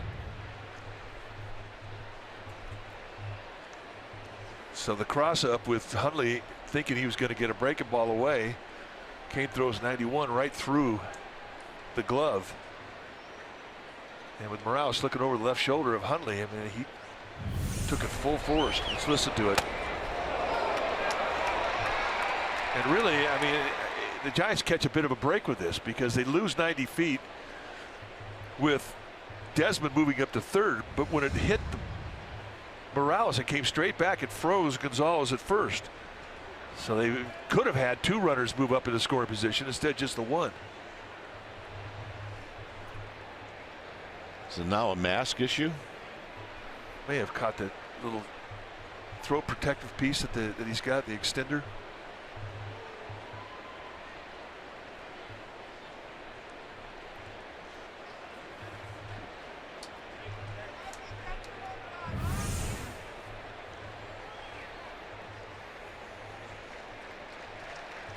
Well, that's the last thing he expected. And if you're a catcher, you have to apologize for that. Not Hundley's fault. I mean, he was thinking breaking ball. You look at fastball and you get a breaking ball, you can recover to that. But if you're looking breaking ball and you get a fastball, good luck. So Morales, fortunately, is all right. The chest protector did its job, but he felt that. 1 ball and 1 strike.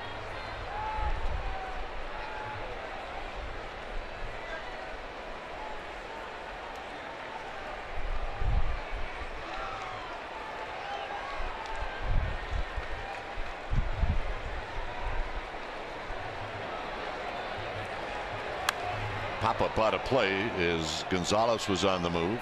He might have stolen that base standing up. Yeah, I think Cain right now is concentrating on 1 guy. Actually 2 guys. He's concentrating on Gonzalez and Tony Walters, who's almost in the batter's box from the other side.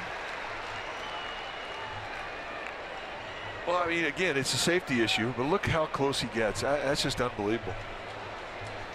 Check swing right here. There's no way he can react to it. That throw over to first base called by Bruce Bochy. If you're a pitcher, but you've got to give Nick Hundley some help. He does not have as strong an arm as Buster Posey or as quick a release. So if you're the pitcher, you need to make up for some of that time.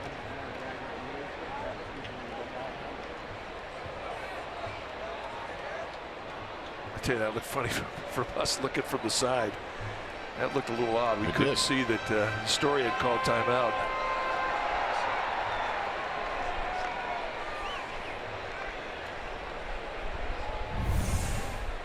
I mean, here's the replay from the side, and we don't see the step out. It looks a little funny, doesn't it? 2-2.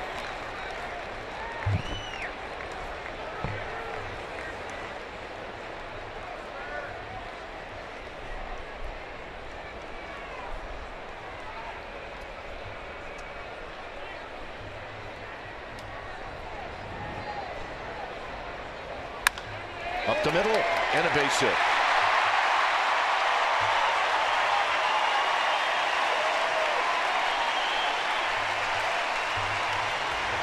Nothing more than a C&I ground ball, and it's 2-1. And all after this was after 2 quick outs.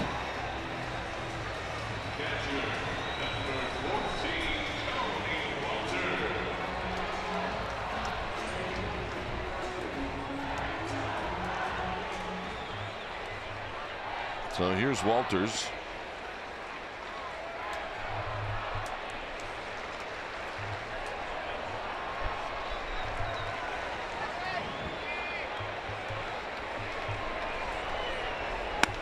And a strike, and it's 0-1.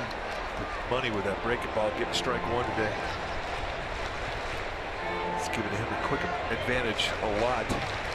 And really, not one time has it been squared up or really swung at.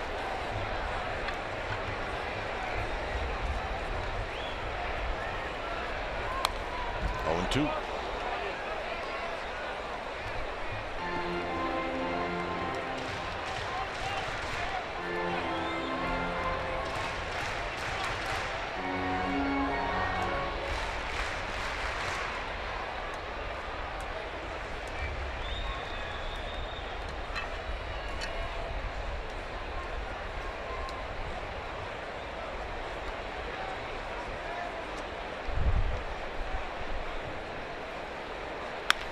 Up the middle.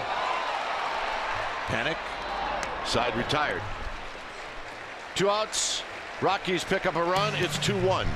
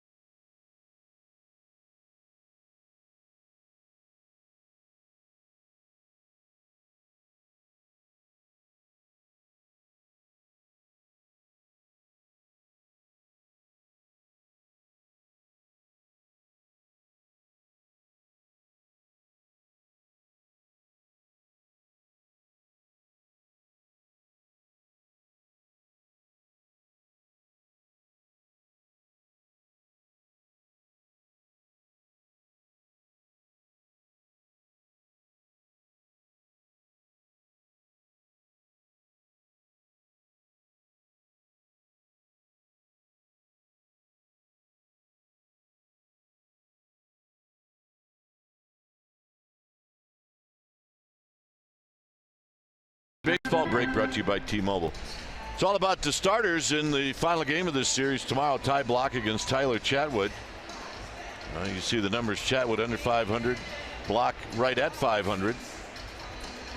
And coverage is going to begin at 11 on NBC Bay Area.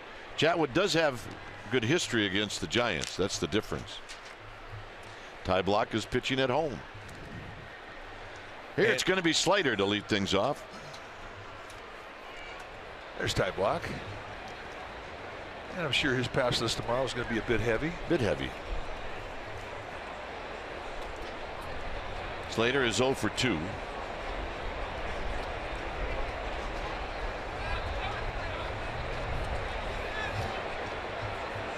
It used to be that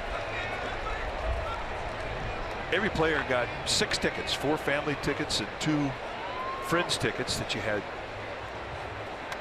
and they were free. I mean, you just left seats and it didn't cost you anything as a player. And if you went into a city where you needed more, you'd kind of ask your teammates, hey, can I have your tickets if you're not going to use them? And you kind of build up, and you could leave 20, 30, whatever, and it would be free. But that all changed about 15 years ago. And now the players, they still get 4 family tickets and they get 2 friends tickets, but they pay taxes on it. And it varies from ballpark to ballpark. Whatever that ticket cost is, you pay about 35–40% of it. Slater got a base hit. His 6th of the series. What was the over/under on him 7. getting hits? He was getting close to it. And some of the prices for tickets in the family section, I mean, they're in a good part.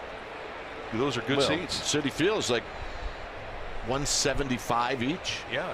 So the players they're paying, 35–40%. If you're leaving 40 or 50 tickets, it could be a bite, especially if you're a rookie and you're making minimum. Now minimum is still good bank, but it does change how you leave passes this generation as opposed to other generations.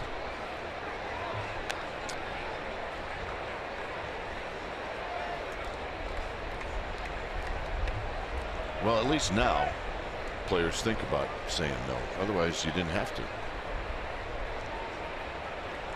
1-0 to Hundley. He doubled over Gonzalez in right field in the 4th.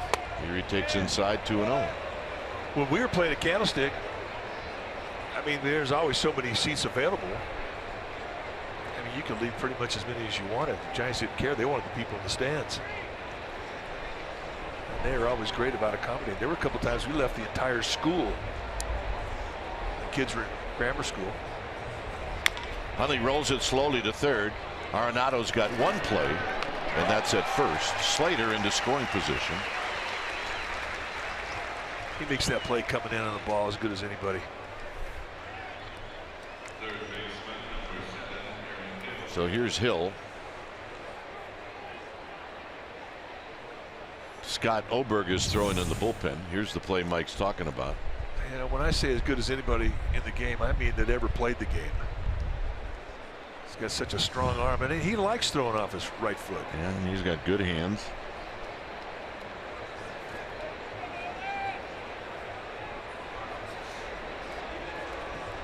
Hill is 0 for 2.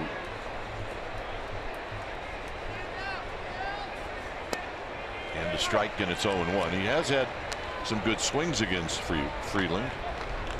There's Oberg.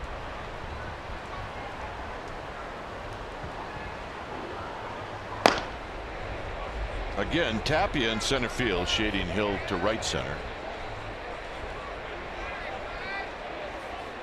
You almost get the feeling that that's how the Rockies have set up the defense against right-handed hitters with Freeland on the mound, thinking that they're going to pitch a lot of these right-handed hitters away.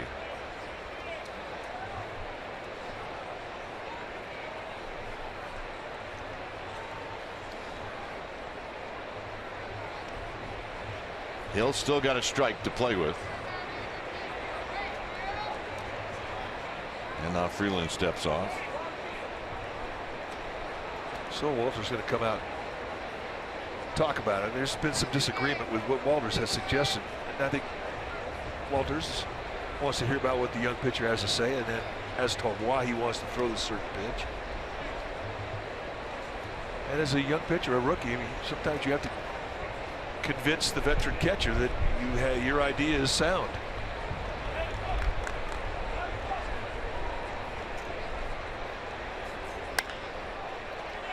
And it'll be Story who'll make the catch. 2 outs. Pop up or soft line drive? What do you call it? I put down DB, dead bird. All right. Ball not carrying to left. Hey, we're back in the same spot as we were in the fourth. First base open, and this time it's going to be an intentional walk, and Matt Cain is going to be out of the game.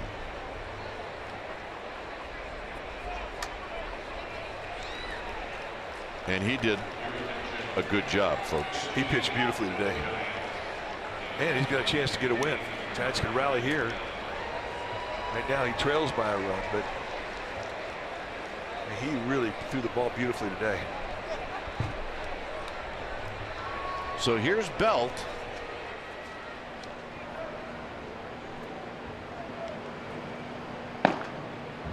If you're thinking about, well, why lefty against the lefty?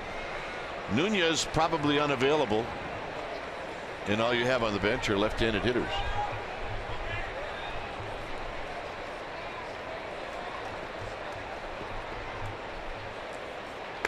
Outside to Belt, no swing, 1 ball and no strikes. Belt is 0 for 8 in this series, so you send up a guy that's due.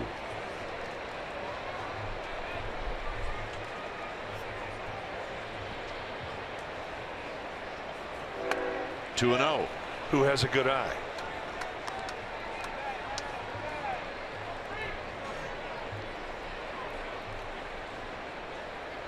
So if you're Belt, sit on a pitch here and let it go.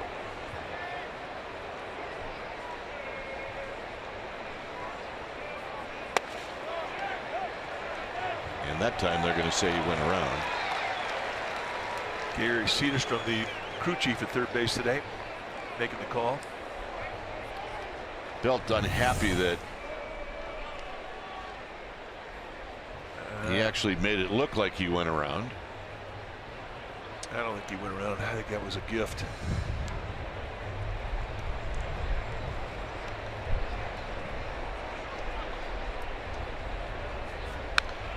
Two and 2.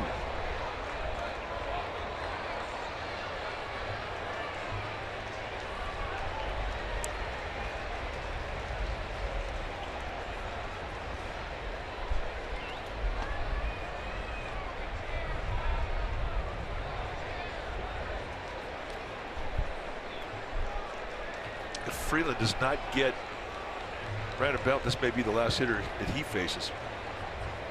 Given the pitch count, the fact he got hit in the arm with a line drive earlier in the game, and a right-hander on deck. And a full count. Now you get Slater and you get Hernandez on the move. Both guys run well.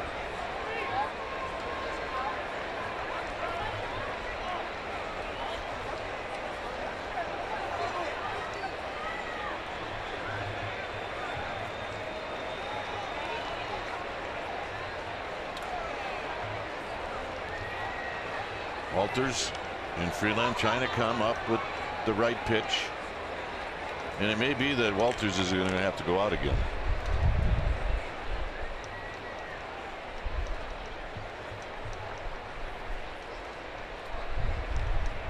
Three and 2. Runners go, and that'll end the inning. It remains 2-1.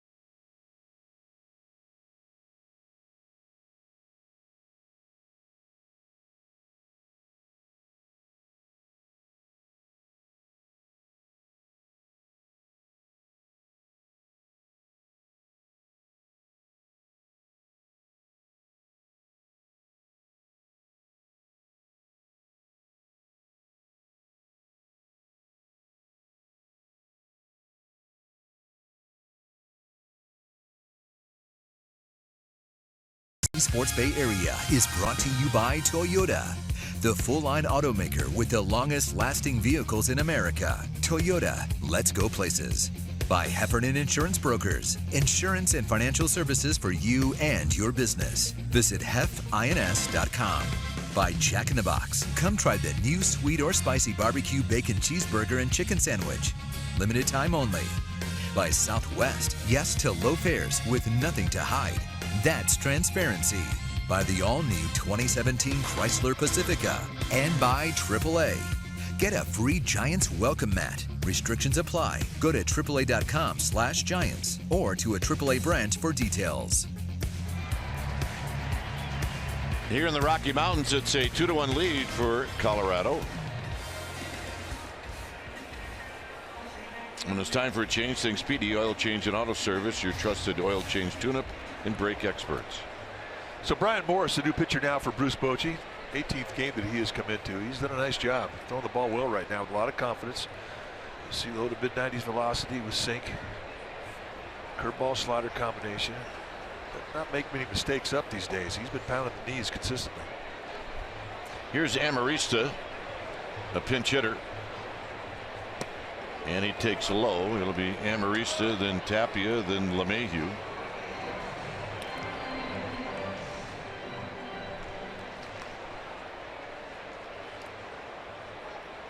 Sharing. It's the beauty of a big bag. Enough for all. Although you don't share with a big bag. Yeah, depends upon how long the movie is. 2-0. And a strike.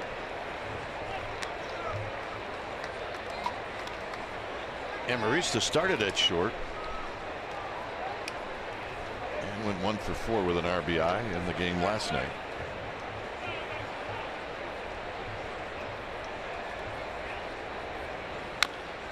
Taps it foul. 2-2.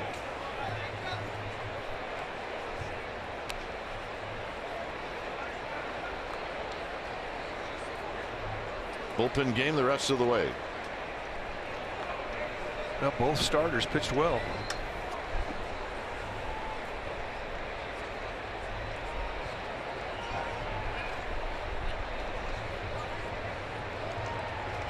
Two balls, 2 strikes. And a full count. Now Amarista, he's got good speed, and it's not a guy you want to walk starting off an inning, especially when you're facing the top of this Rockies lineup. As potent as it has been in this series. This was a big pitch in this game.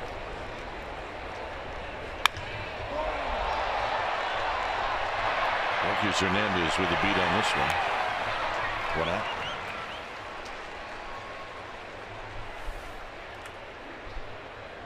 And here's Tapia.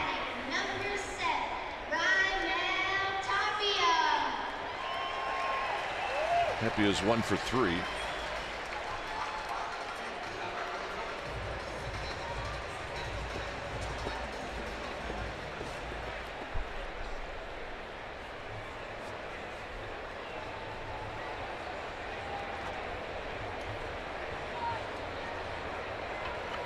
In at the corners, Posey and Hill.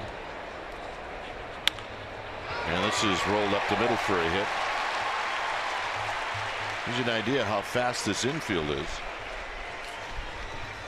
That's something I've always wondered as to why they have made the infield so quick here. And there's been a couple years where they let it grow out, but not many. For the most part, everything here favors the hitter. The dimensions, the carry, the expansive outfield, the speed of the infield. And remember when they started putting this franchise together, they loaded up with sinker ballers. You would think with sinker ballers they would deaden the dirt out in front of home plate, make the grass in the infield thick. And make it so thick that if you laid a ball on the grass, you wouldn't see the top of it. Yeah.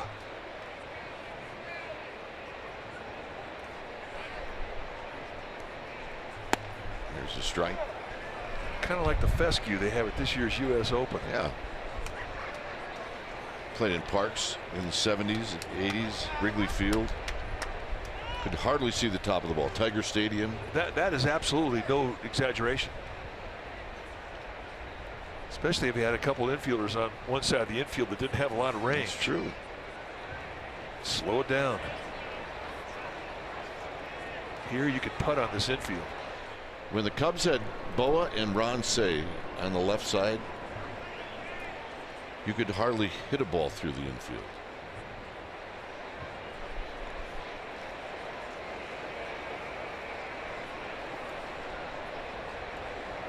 Trammell and Whitaker in Detroit, forget it.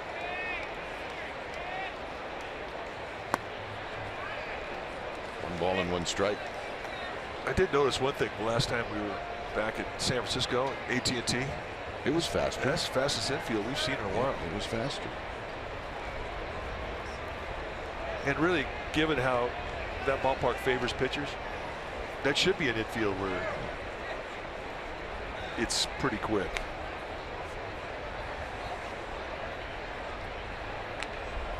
Tapia had a little bit of a lead. Well, he can't go too far. Brian Morris has a good move.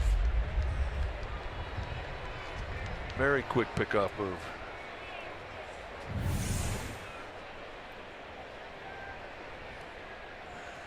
Just a little technique if you want to learn it as a pitcher out of the stretch.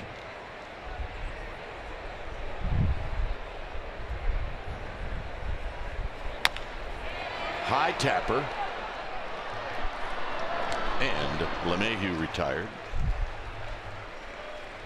Tapia moves down in scoring position. And the hitter will be Arenado. Joe Panik making a case to second base umpire Eric Cooper that Tapia had gone out of the baseline and he was almost in the infield to kind of avoid contact from Panik. Watch how Tapia, the runner, kind of swings into the infield. I mean, Joe Panik was thinking, I got a chance to get a double play. But Cooper not paying much attention to the beef.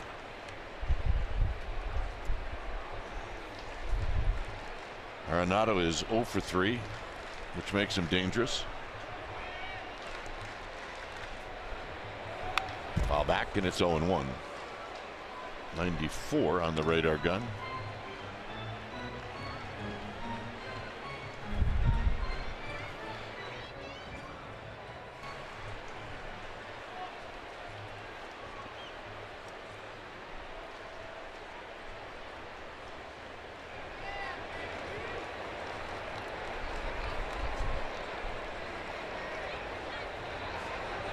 No balls and one strike. And a base hit. Hernandez gets to it. Here's the throw home. Cut off. 3-1.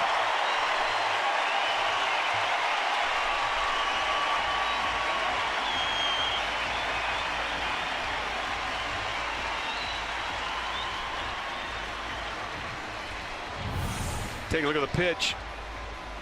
Just a little hang to the breaking ball. And Arenado take a little swing out, going back up the middle. I mean, everything he did there, he executed perfectly. I think that was his intent. And there's his reward, an RBI.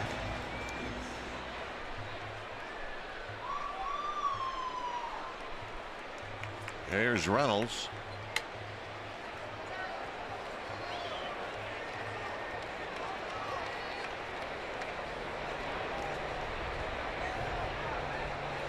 Reynolds with a swing. Amen. It is.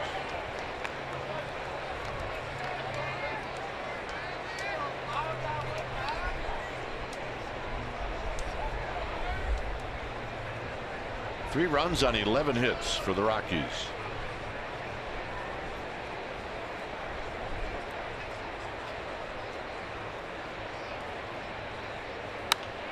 And it's fouled out of play, so it's 0-2.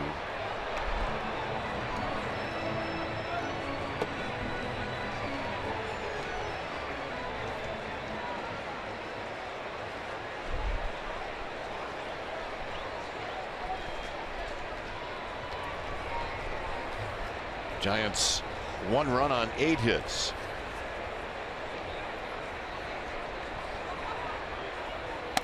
And that pitch is high. Good idea, though. Just keep climbing the ladder, elevate that 0-2 pitch. Again, Reynolds, when he first came up, he was hacking. Just an example of how much more disciplined he is to the strike zone now. Which certainly has paid off. Arenado goes inside, and the throw down, and they got him, and that'll end the inning.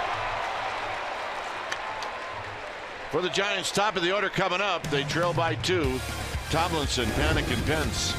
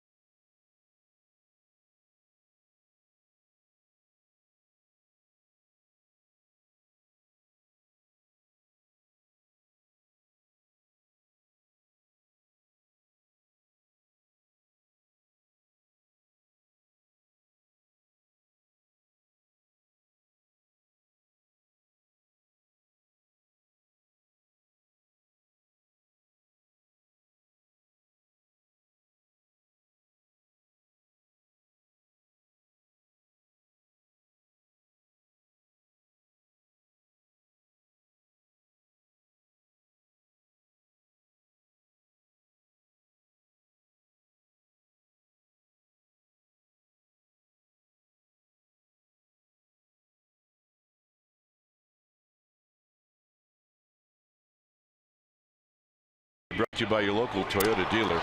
It's Kane and Freeland. Those were your starters. Both are out of the game.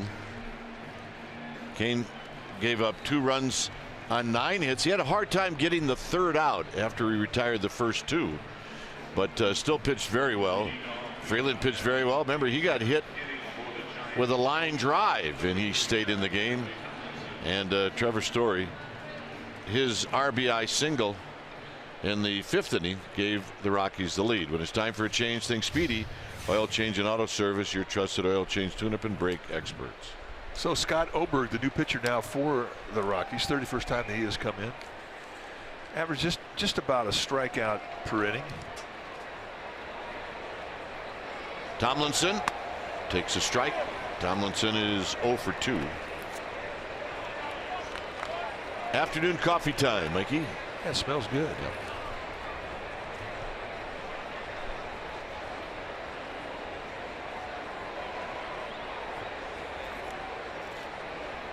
In tight.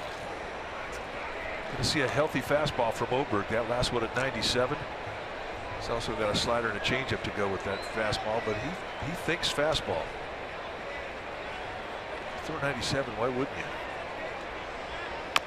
Tap foul. In the last 2 games here at Coors Field, this is the spot in the game where the Giants have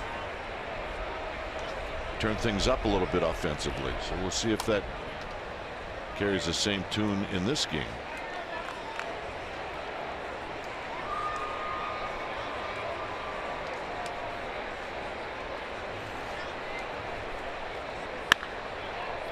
Foul. Drop the head on that location down and in. I always talk about how quick Kelby Tomlinson is to the ball with almost no hand load.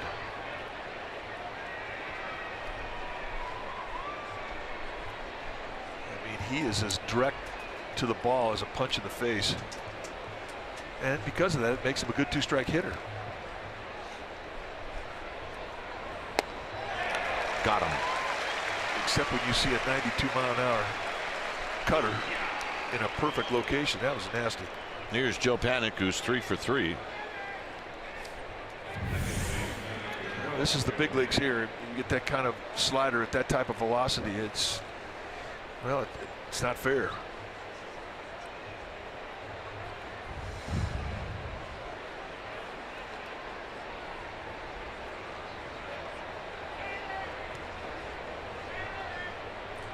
The pitch to Panik is a strike at the knees.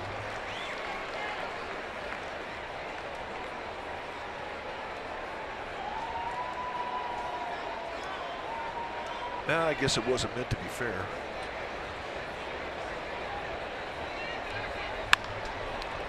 Foul down the left field line and out of play.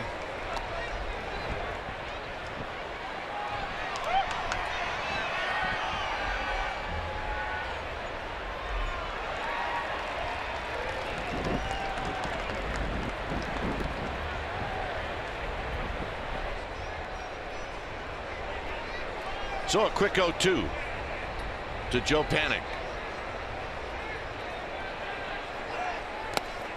In the dirt. You know, the cool thing about it is, as hard as it is up here, when you get it going, I mean, it really does mean something because of how difficult it is. And everybody up here, they lock into that mode where they're making it look easy. Those are the things you remember. Yep.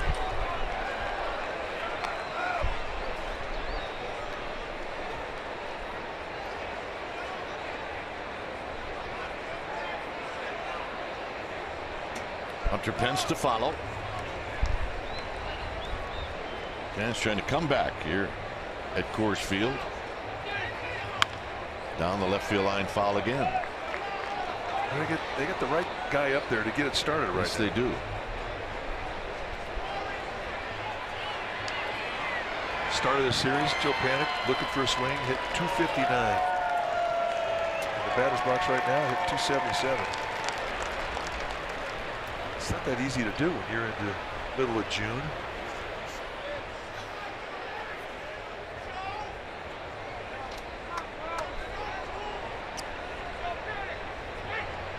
Low.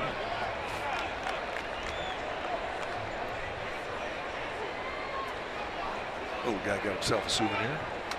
That's a happy boy smile right there. And you know what? The old man's got the same one on too. Panik on the ground. 2 outs.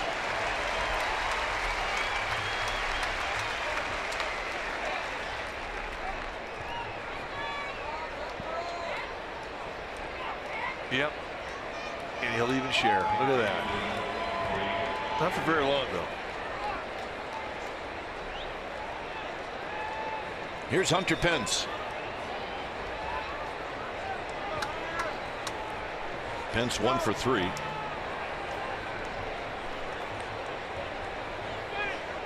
And the pitch is outside. This is where you like to see Hunter Pence. He can take the ball the other way and hit it a long way. And that's the hot spot in this ballpark, especially today. And the wind is definitely taking away some of the carry to the left side of this field. And that's fouled at the plate to even the count.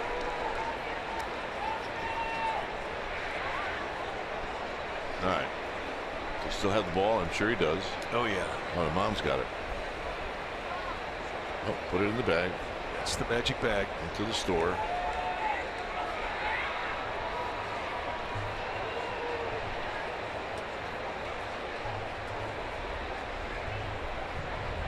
One pitch to Pence. He was on it. He had a rip. That was power on power right there.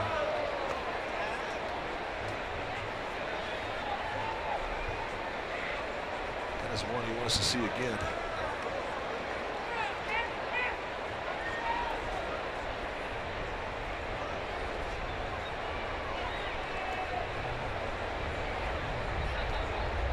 Pence waiting. And an emergency swing to stay alive. Well, when you get a high velocity slider like Oberg has, I mean, he could definitely take the legs out of your swing with late hard breaking movement on that slider. But as you point out, great emergency swing. And he lives to see this pitch, and it's out of play. Sounded like he broke his bat. And he did. And number 2 gamer coming out.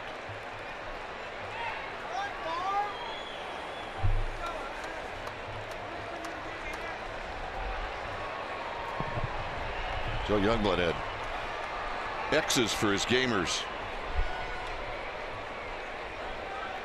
Yeah, well, Number 1 gamer was 1X, 2X, 3X. yeah, the one he had cork in, that was the triple X gamer. Yeah. He used to always walk by his locker going out to batting practice and reach into his locker and grab a bat just to see the reaction, because he didn't want anybody touching his bats, let alone a pitcher using one in batting practice.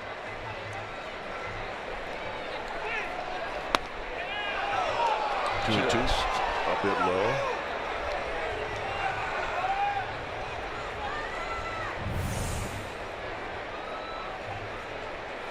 Yeah, about 4 inches.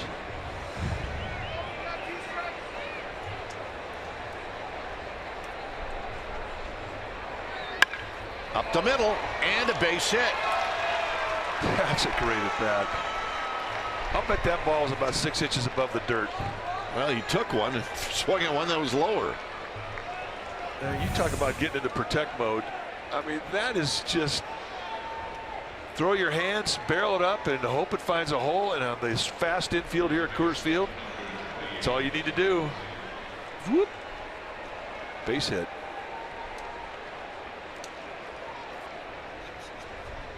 So here's Buster Posey.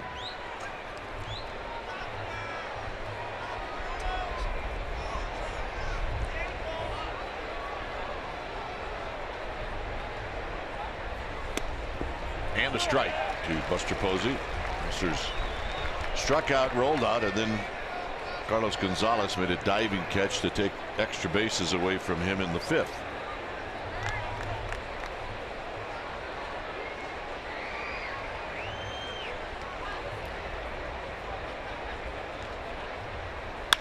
Posey wraps one into the gap. Is it going to get cut off?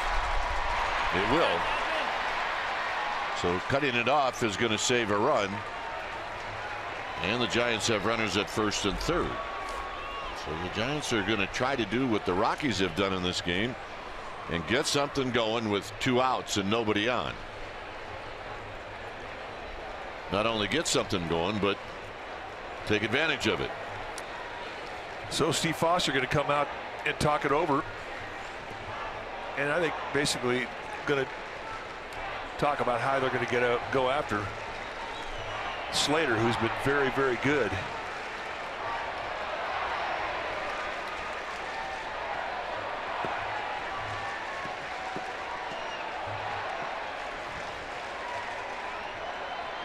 Confidence is confidence. You don't have to be up here very long. If you get it going with the bat, you find your confidence. You feel you can hit anybody, even guys you don't know anything about. And that's kind of where Slater's been. He has had good at bat after good at bat since he has been called up. Jordan Lyles, the right-hander, starting to get heated up. Slater singled in the 6th. He's 1 for 3.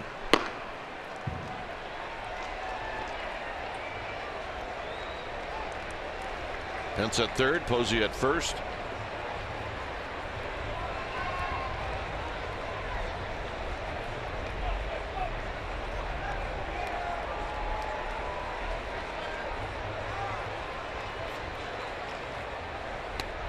And a strike, and it's 0-1. Low strike. Not something we haven't seen today. Gabe Morales set that strike zone early. He's been very good.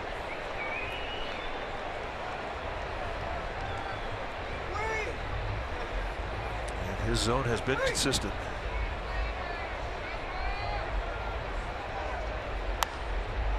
Oh, 2.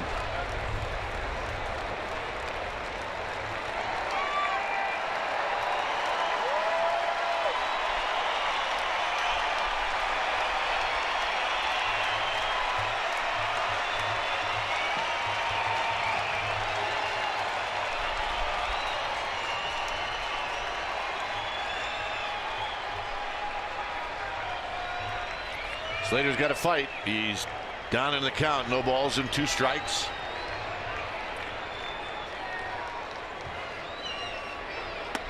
And that'll end the inning.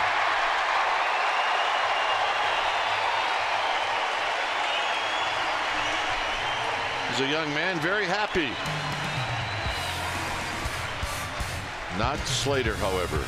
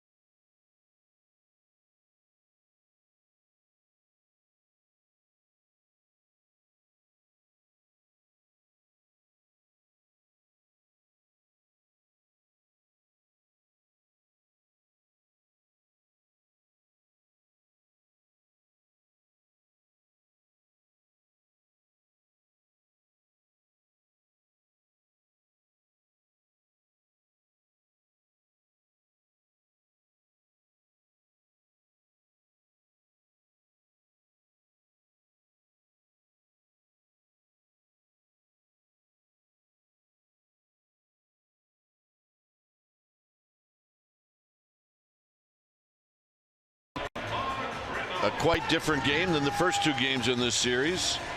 It's a 3-1 lead for the Rockies, although 21 hits in this game. It'll be Reynolds who was at the plate when Arenado got thrown out trying to steal. Well, I don't know if that's going to happen, but it's a really nice thought. It is a nice thought. Here's Morse to Reynolds. And a strike, and it's 0-1. You really can't ask for a buster hug. They just kind of happen. Throw a no-hitter, you get one.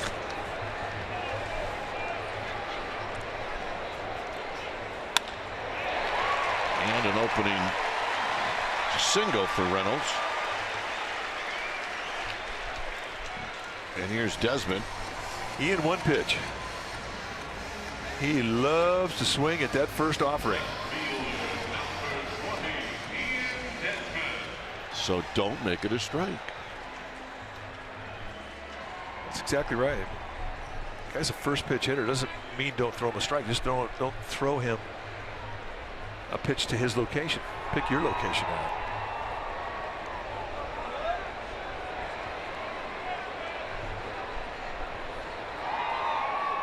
A bunt. Hill got him. Actually, nice play by Hill. That ball. Didn't he got it out of the fingertips? I mean, that was right where it needed to be. I felt like it did catch him a little bit low in the hand, but hey, he had to be quick. It had to be perfect, and it was. Good play. So Gonzalez will be walked.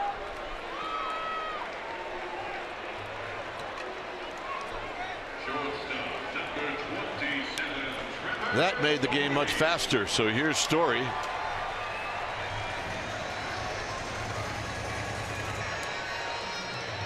Story's got a couple of hits.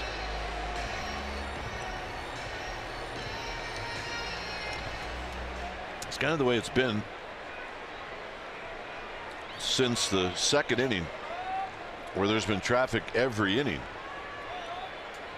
And the fact that the Giants have limited the Rockies to just three runs has kept them in the game. rolled foul. Kane got Tapia, LeMahieu, and Arenado in the first inning. And that's the only inning that the Rockies have gone down in order. The Giants have not gone down in order at all in this game.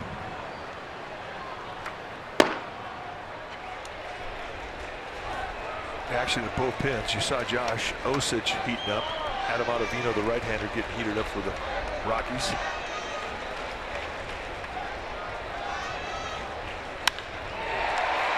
Hernandez got a good jump, and he's going to make the running catch. 2 outs. And here's Tony Walters. Catcher number 14, Tony Walters.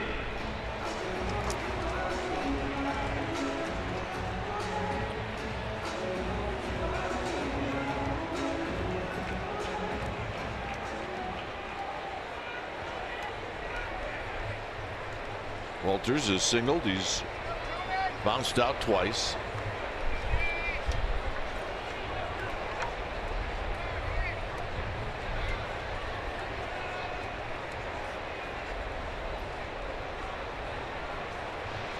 And the pitch. Swinging a bouncing ball into right field. Reynolds is going to score, and it's 4-1. Well, it really has been the story of this game. Rockies been able to get the 2-out hit with a runner in score position. The Giants just have not been able to do it. Your attention. Pinch hitting for the Rockies. In place of the pitcher over. Number 4, Pat Valleca. So here's Pat Valleca.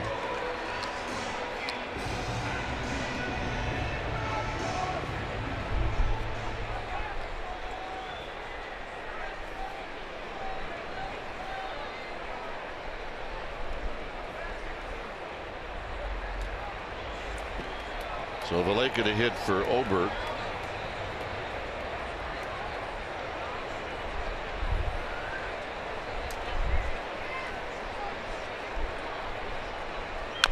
And he taps it foul. 2-out base hit in the second. 2-out base hit in the fifth to knock in a run. 2-out base hit in the sixth. 2-out base hit here in the seventh. All 4 runs, 2-out hits.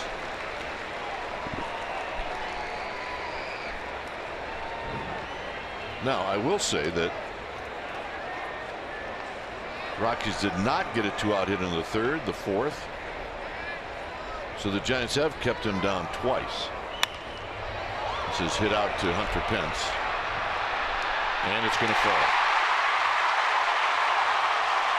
Coming in to score is Gonzalez, and it's now 6-1.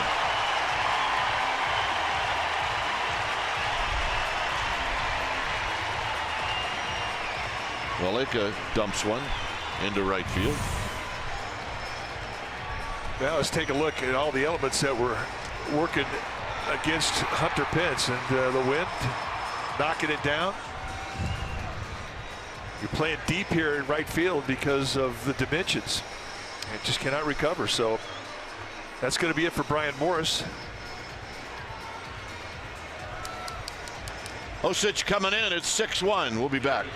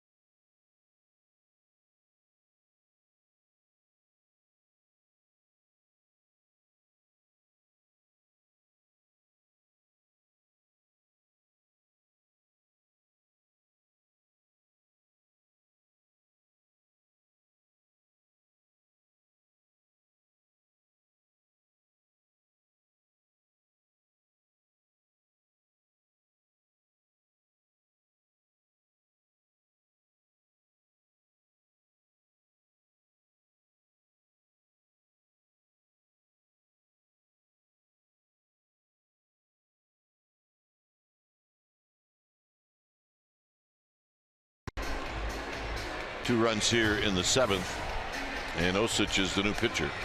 Take a look at the numbers for Josh Osich. They're good. I mean, he's really been pitching beautiful baseball. 17 strikeouts in 17 1/3. 4-pitch guy now since he's added the changeup. A high velocity fastball with sink and cut, mid to high 90s. Curveball, slider, to changeup, and he's not afraid to throw any of them. So here's Tapia.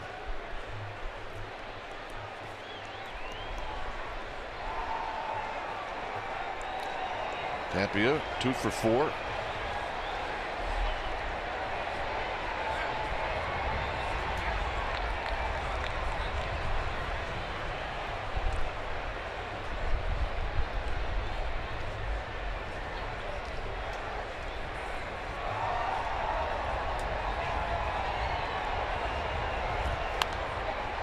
No balls and 1 strike. Osich coming right at him with 97.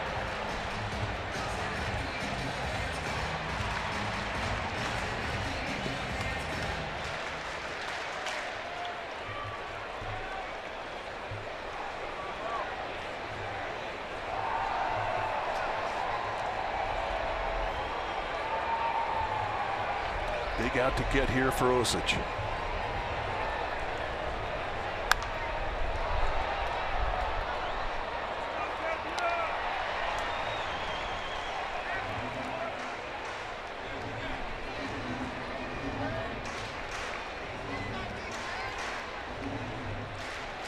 Hey, he brought his glove.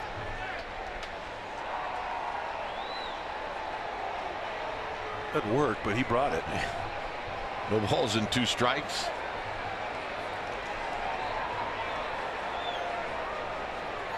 And that will end the inning. 5-1 Colorado.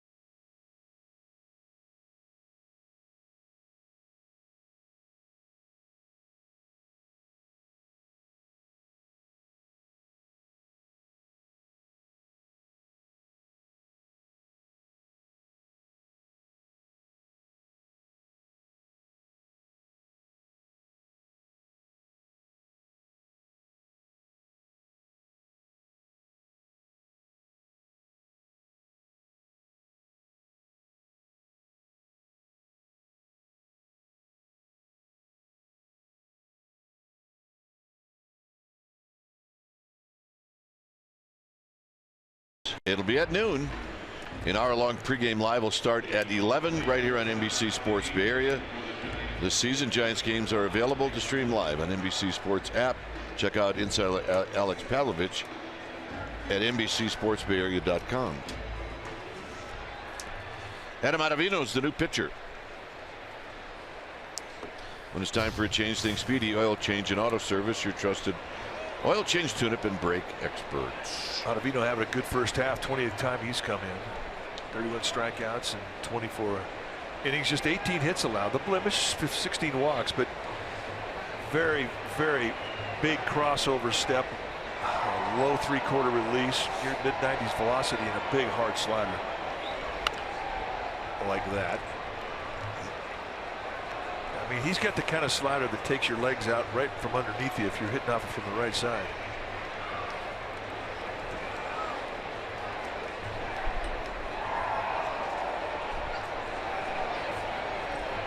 Hill on deck, and then Hernandez. Giants have Span and Crawford left on the bench. Another pop-up out of play, nothing in 2.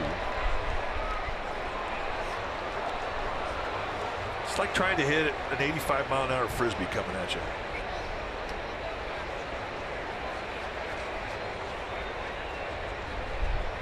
And that's not even talking about the crossover step. Ottavino steps almost towards the Giants on deck circle.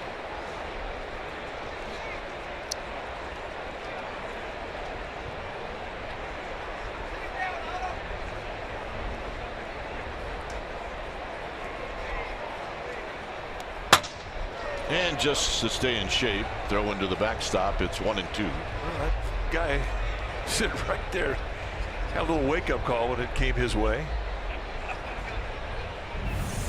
Let's watch the fan. Hey, heads up. Hey, heads up. Dude. Nobody saw that. Yeah. 2 and 2. The big fella to his left. I mean, he never even budged. No.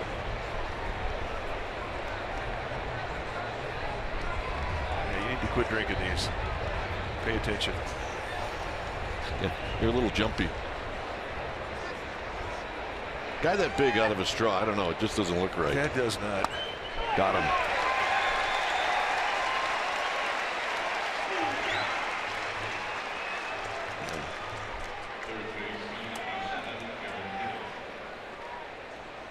Here's Hill. Hill is 0 for 3.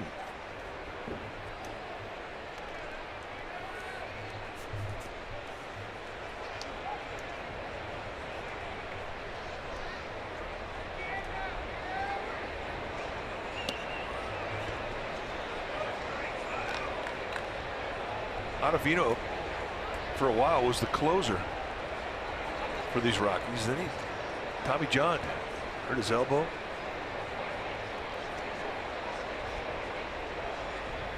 But it does give you an idea of how they feel about his stuff, especially when he's facing right-handers.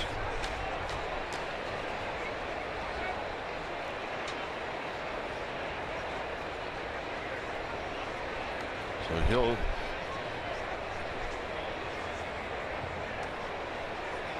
in the driver's seat, 2-0. And taking all the way.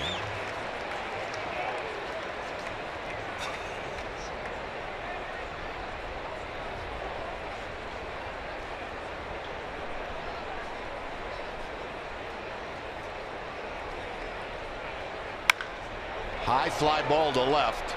Remember, the wind is very strong. And that knocks that one down. 2 outs. Thursday and Friday, gone. Oh, at least a third way up the bleachers. And that's exactly what Aaron Hill's thinking coming back to the Giants dugout.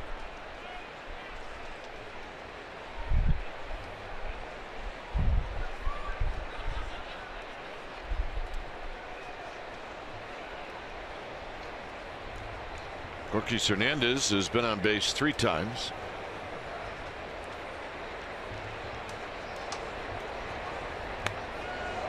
One ball and no strikes.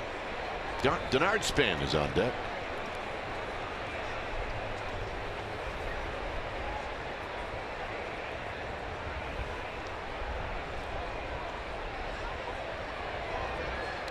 Two and 0. If you're hitting off the right side, you have to force yourself to think I've got to cover away, just so you keep that front shoulder in, and it really exposes you on the inner half because of it. And a strike. It's 2-1. It's just a pitching motion that is designed to make you give if you're hitting off Ottavino from the right side. Little guy's got it going. He does. He's been hanging in there. He's made it to the 8th. Gave out wiffle ball bats and balls today.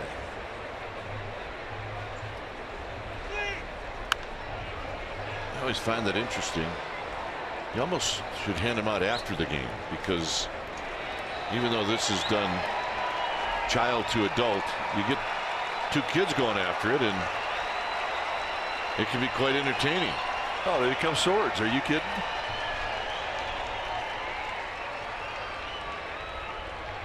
Here, you need 2. There's like 3 guys down. Somebody's going to get smoked. Full count.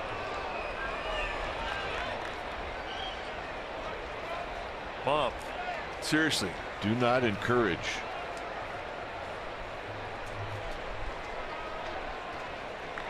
This is not going to end well. Full count to Rockies Hernandez, trying to get Span to the plate. And that'll end the inning. 2 strikeouts for Ottavino. Bottom of the 8th coming up. It remains 5-1.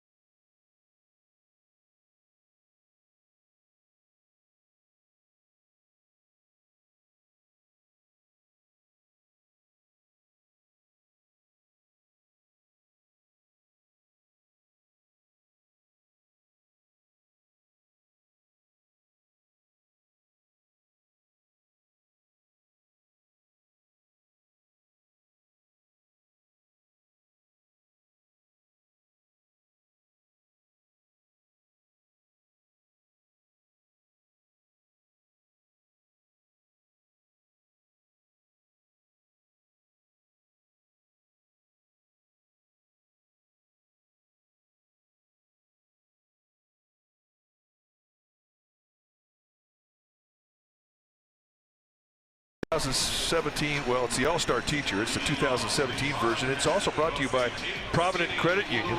It's the All-Star Teacher program, recognizing teachers make a difference. Vote at NBCSportsBayArea.com/AST. The winner will receive $20,000 for his or her school. We need your vote. Check it out. And thank you. Check it out.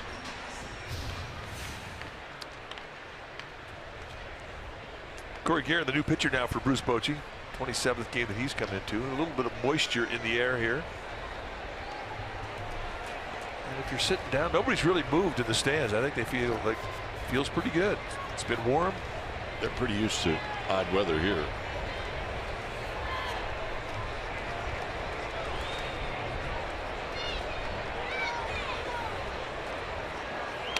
The very first home game in this franchise history, I was doing games for the Rockies that year.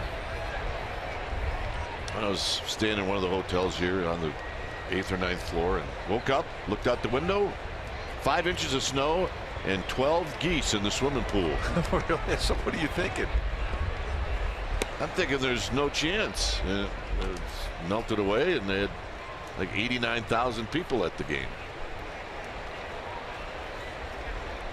The attendance It's a numbers. dry snow, by the way. Yeah. It is. Squeaky.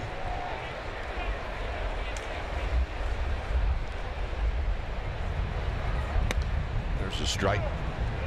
The attendance numbers were just so remarkable here the first several years of this franchise's existence. They were just so starved for big league baseball here in Denver, and then boy did they come. And I mean, not just from Colorado, I mean the surrounding states.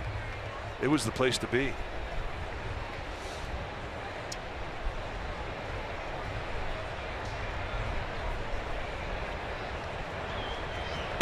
The original design in this park, and they were building it, they just started building it, had no second deck and no third deck and no rock pile. And it was kind of like AT&T Park, where you'd look out and you'd see some type of whatever was beyond that. You had a nice view.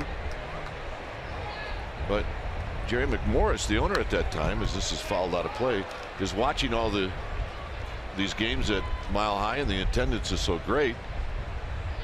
Bob Gebhardt had a lot to do with it.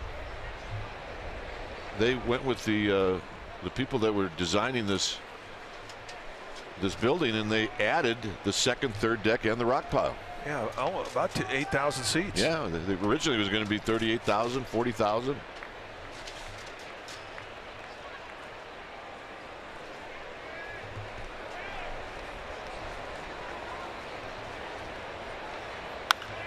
Down the right field line, and that's foul.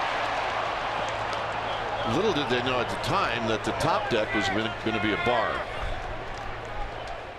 And there's the rooftop, which is a great destination to visit when you're here at Coors Field. They haven't made any mistakes in this ballpark. It is such a good one. And so fan friendly. The first year it opened, the rock pile was $1. So you could, I mean, sell it or not, you could walk up and watch a game from high above center field for $1.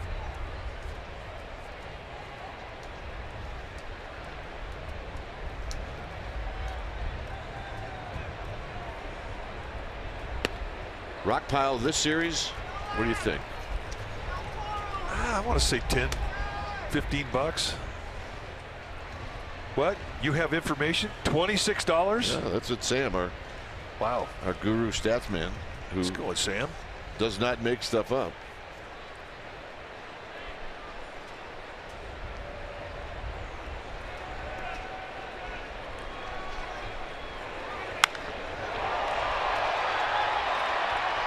Hernandez.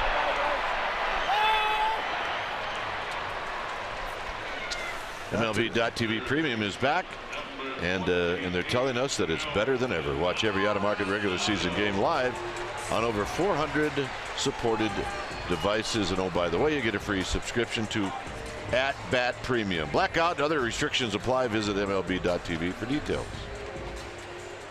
That ball that LeMahieu just hit last couple nights, see you later. Gone. Here's Arenado. It does give you an idea just how much the wind has affected this game offensively. Strike to Arenado.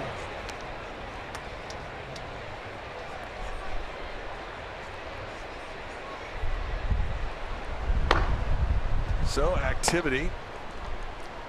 Jake McGee, the left-hander. Jordan Lyles, the right-hander.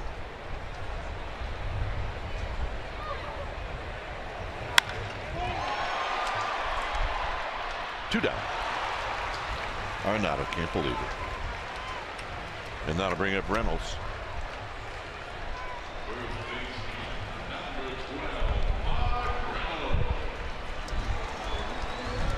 Two balls hit pretty hard. Corey Guerin's got it figured out, man. Hit them where they're at.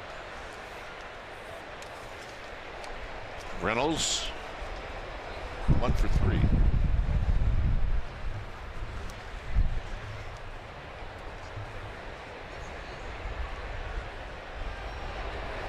And a strike, and it's 0-1. Yeah, you can see our camera shaking.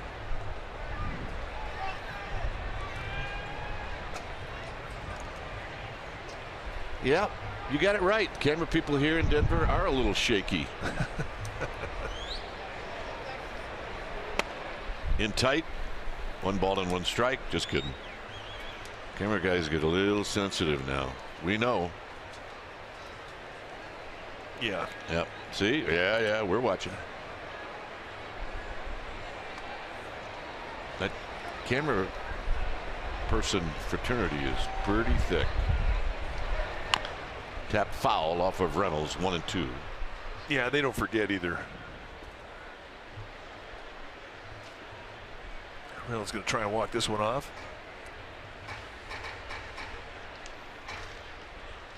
But if he had any plans about going dancing after the game, he may reconsider. That is right off the toe. Ouch, ouch, ouch.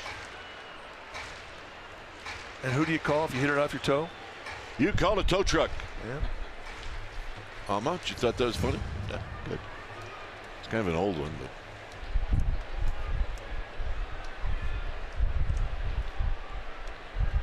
Never gets old.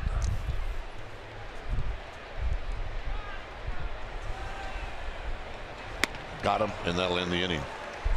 Ninth inning coming up. Giants have a lot of work to do. It's 5-1 Colorado.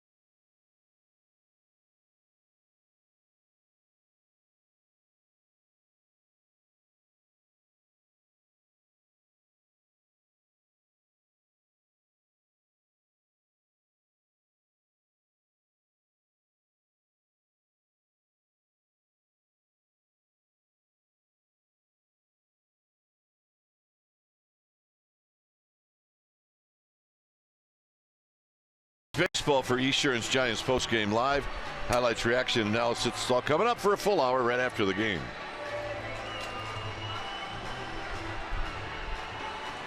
When it's time for a change, think Speedy Oil Change and Auto Service, your trusted oil change tune-up and brake experts. So Jake McGee, another arm coming out of the Rockies bullpen that had one time been a closer for these Rockies. And Jake McGee has got great stuff. You're going to see mid to high 90s with a fastball and a hard slider. 33 strikeouts in 27 innings. How tough is he to hit? Well, he's only given up 17 hits in 27 2/3. That stat by itself tells you that he's nasty, and indeed he is. So Giants, if they're going to come back, they're going to have to come back against the big boys in their bullpen.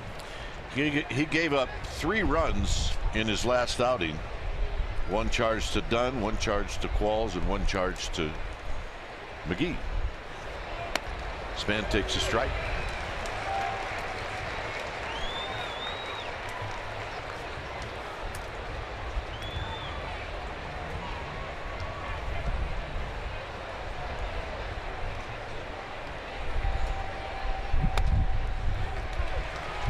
And a quick 0-2.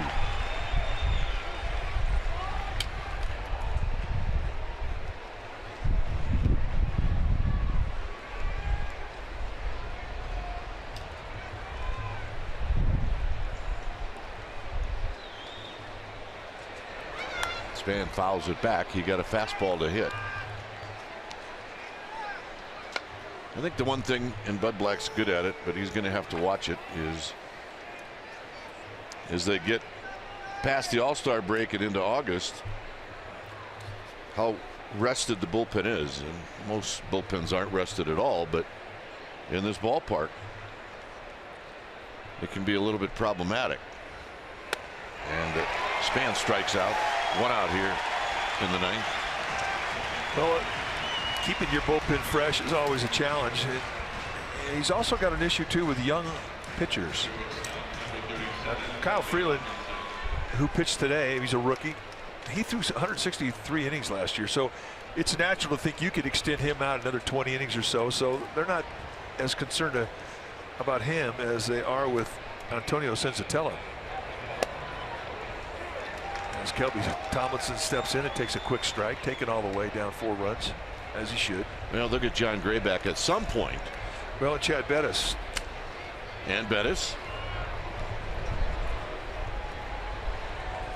0-1 to Tomlinson. But Senzatella last year, I mean, he only, I think he threw around 50 innings on the whole year.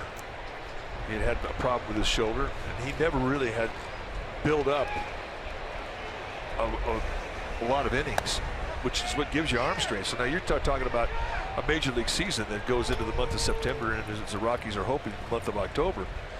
That's a lot to ask for from your young arm. So that's going to all be a challenge for Bud Black, a former pitcher, former pitching coach.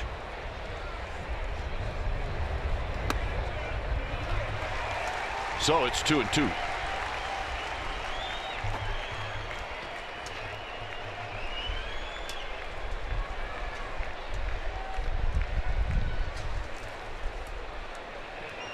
Tomlin trying to get aboard with 1 out.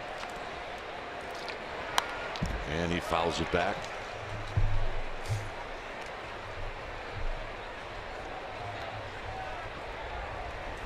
(5-1) Colorado here in the 9th.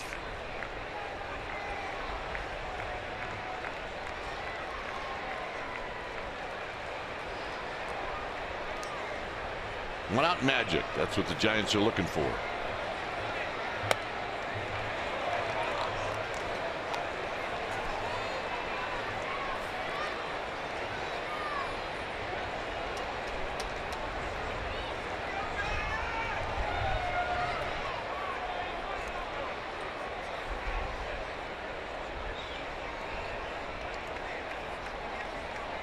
Ought to be a challenge here. 3-2. And the walk. So Tomlinson is aboard, and that's how it got started. It all started with a 1-out walk. And Jake McGee taking a little walk on the mound, very upset with the walk with a 4-run lead. But I mean, there's a little life all of a sudden down the dugout. Get a 1-out base runner. Hey, everybody starts to believe a little bit. Get a base hit here, and all of a sudden a little more. Panic out of play.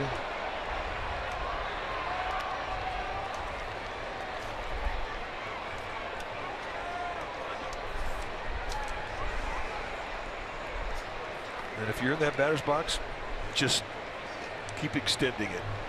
Die hard. Keep the line moving.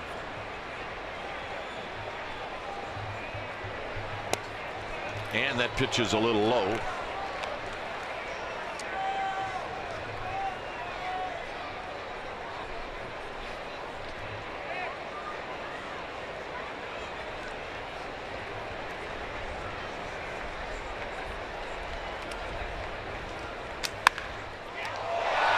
And that's the ball game. So it ends on a line drive double play. And game 3 goes to the Colorado Rockies. Nice at bat again from Joe Panik. But this was a game where the Rockies hit with men on base and the Giants didn't. Well, and the 2-out knock, the money hit. I mean, those are big momentum builders for your offense and their confidence. The Giants just could not get that. They were 1 for 7 with runners in scoring position today. And it really negates a nice outing by Matt Cain. It's a tough loss. So Giants will try to win a game tomorrow, and we'll have it for you right here on NBC Sports Bay Area. Final score: Rockies 5, Giants 1. Stay tuned. Esurance Giants postgame live. That's going to start right now.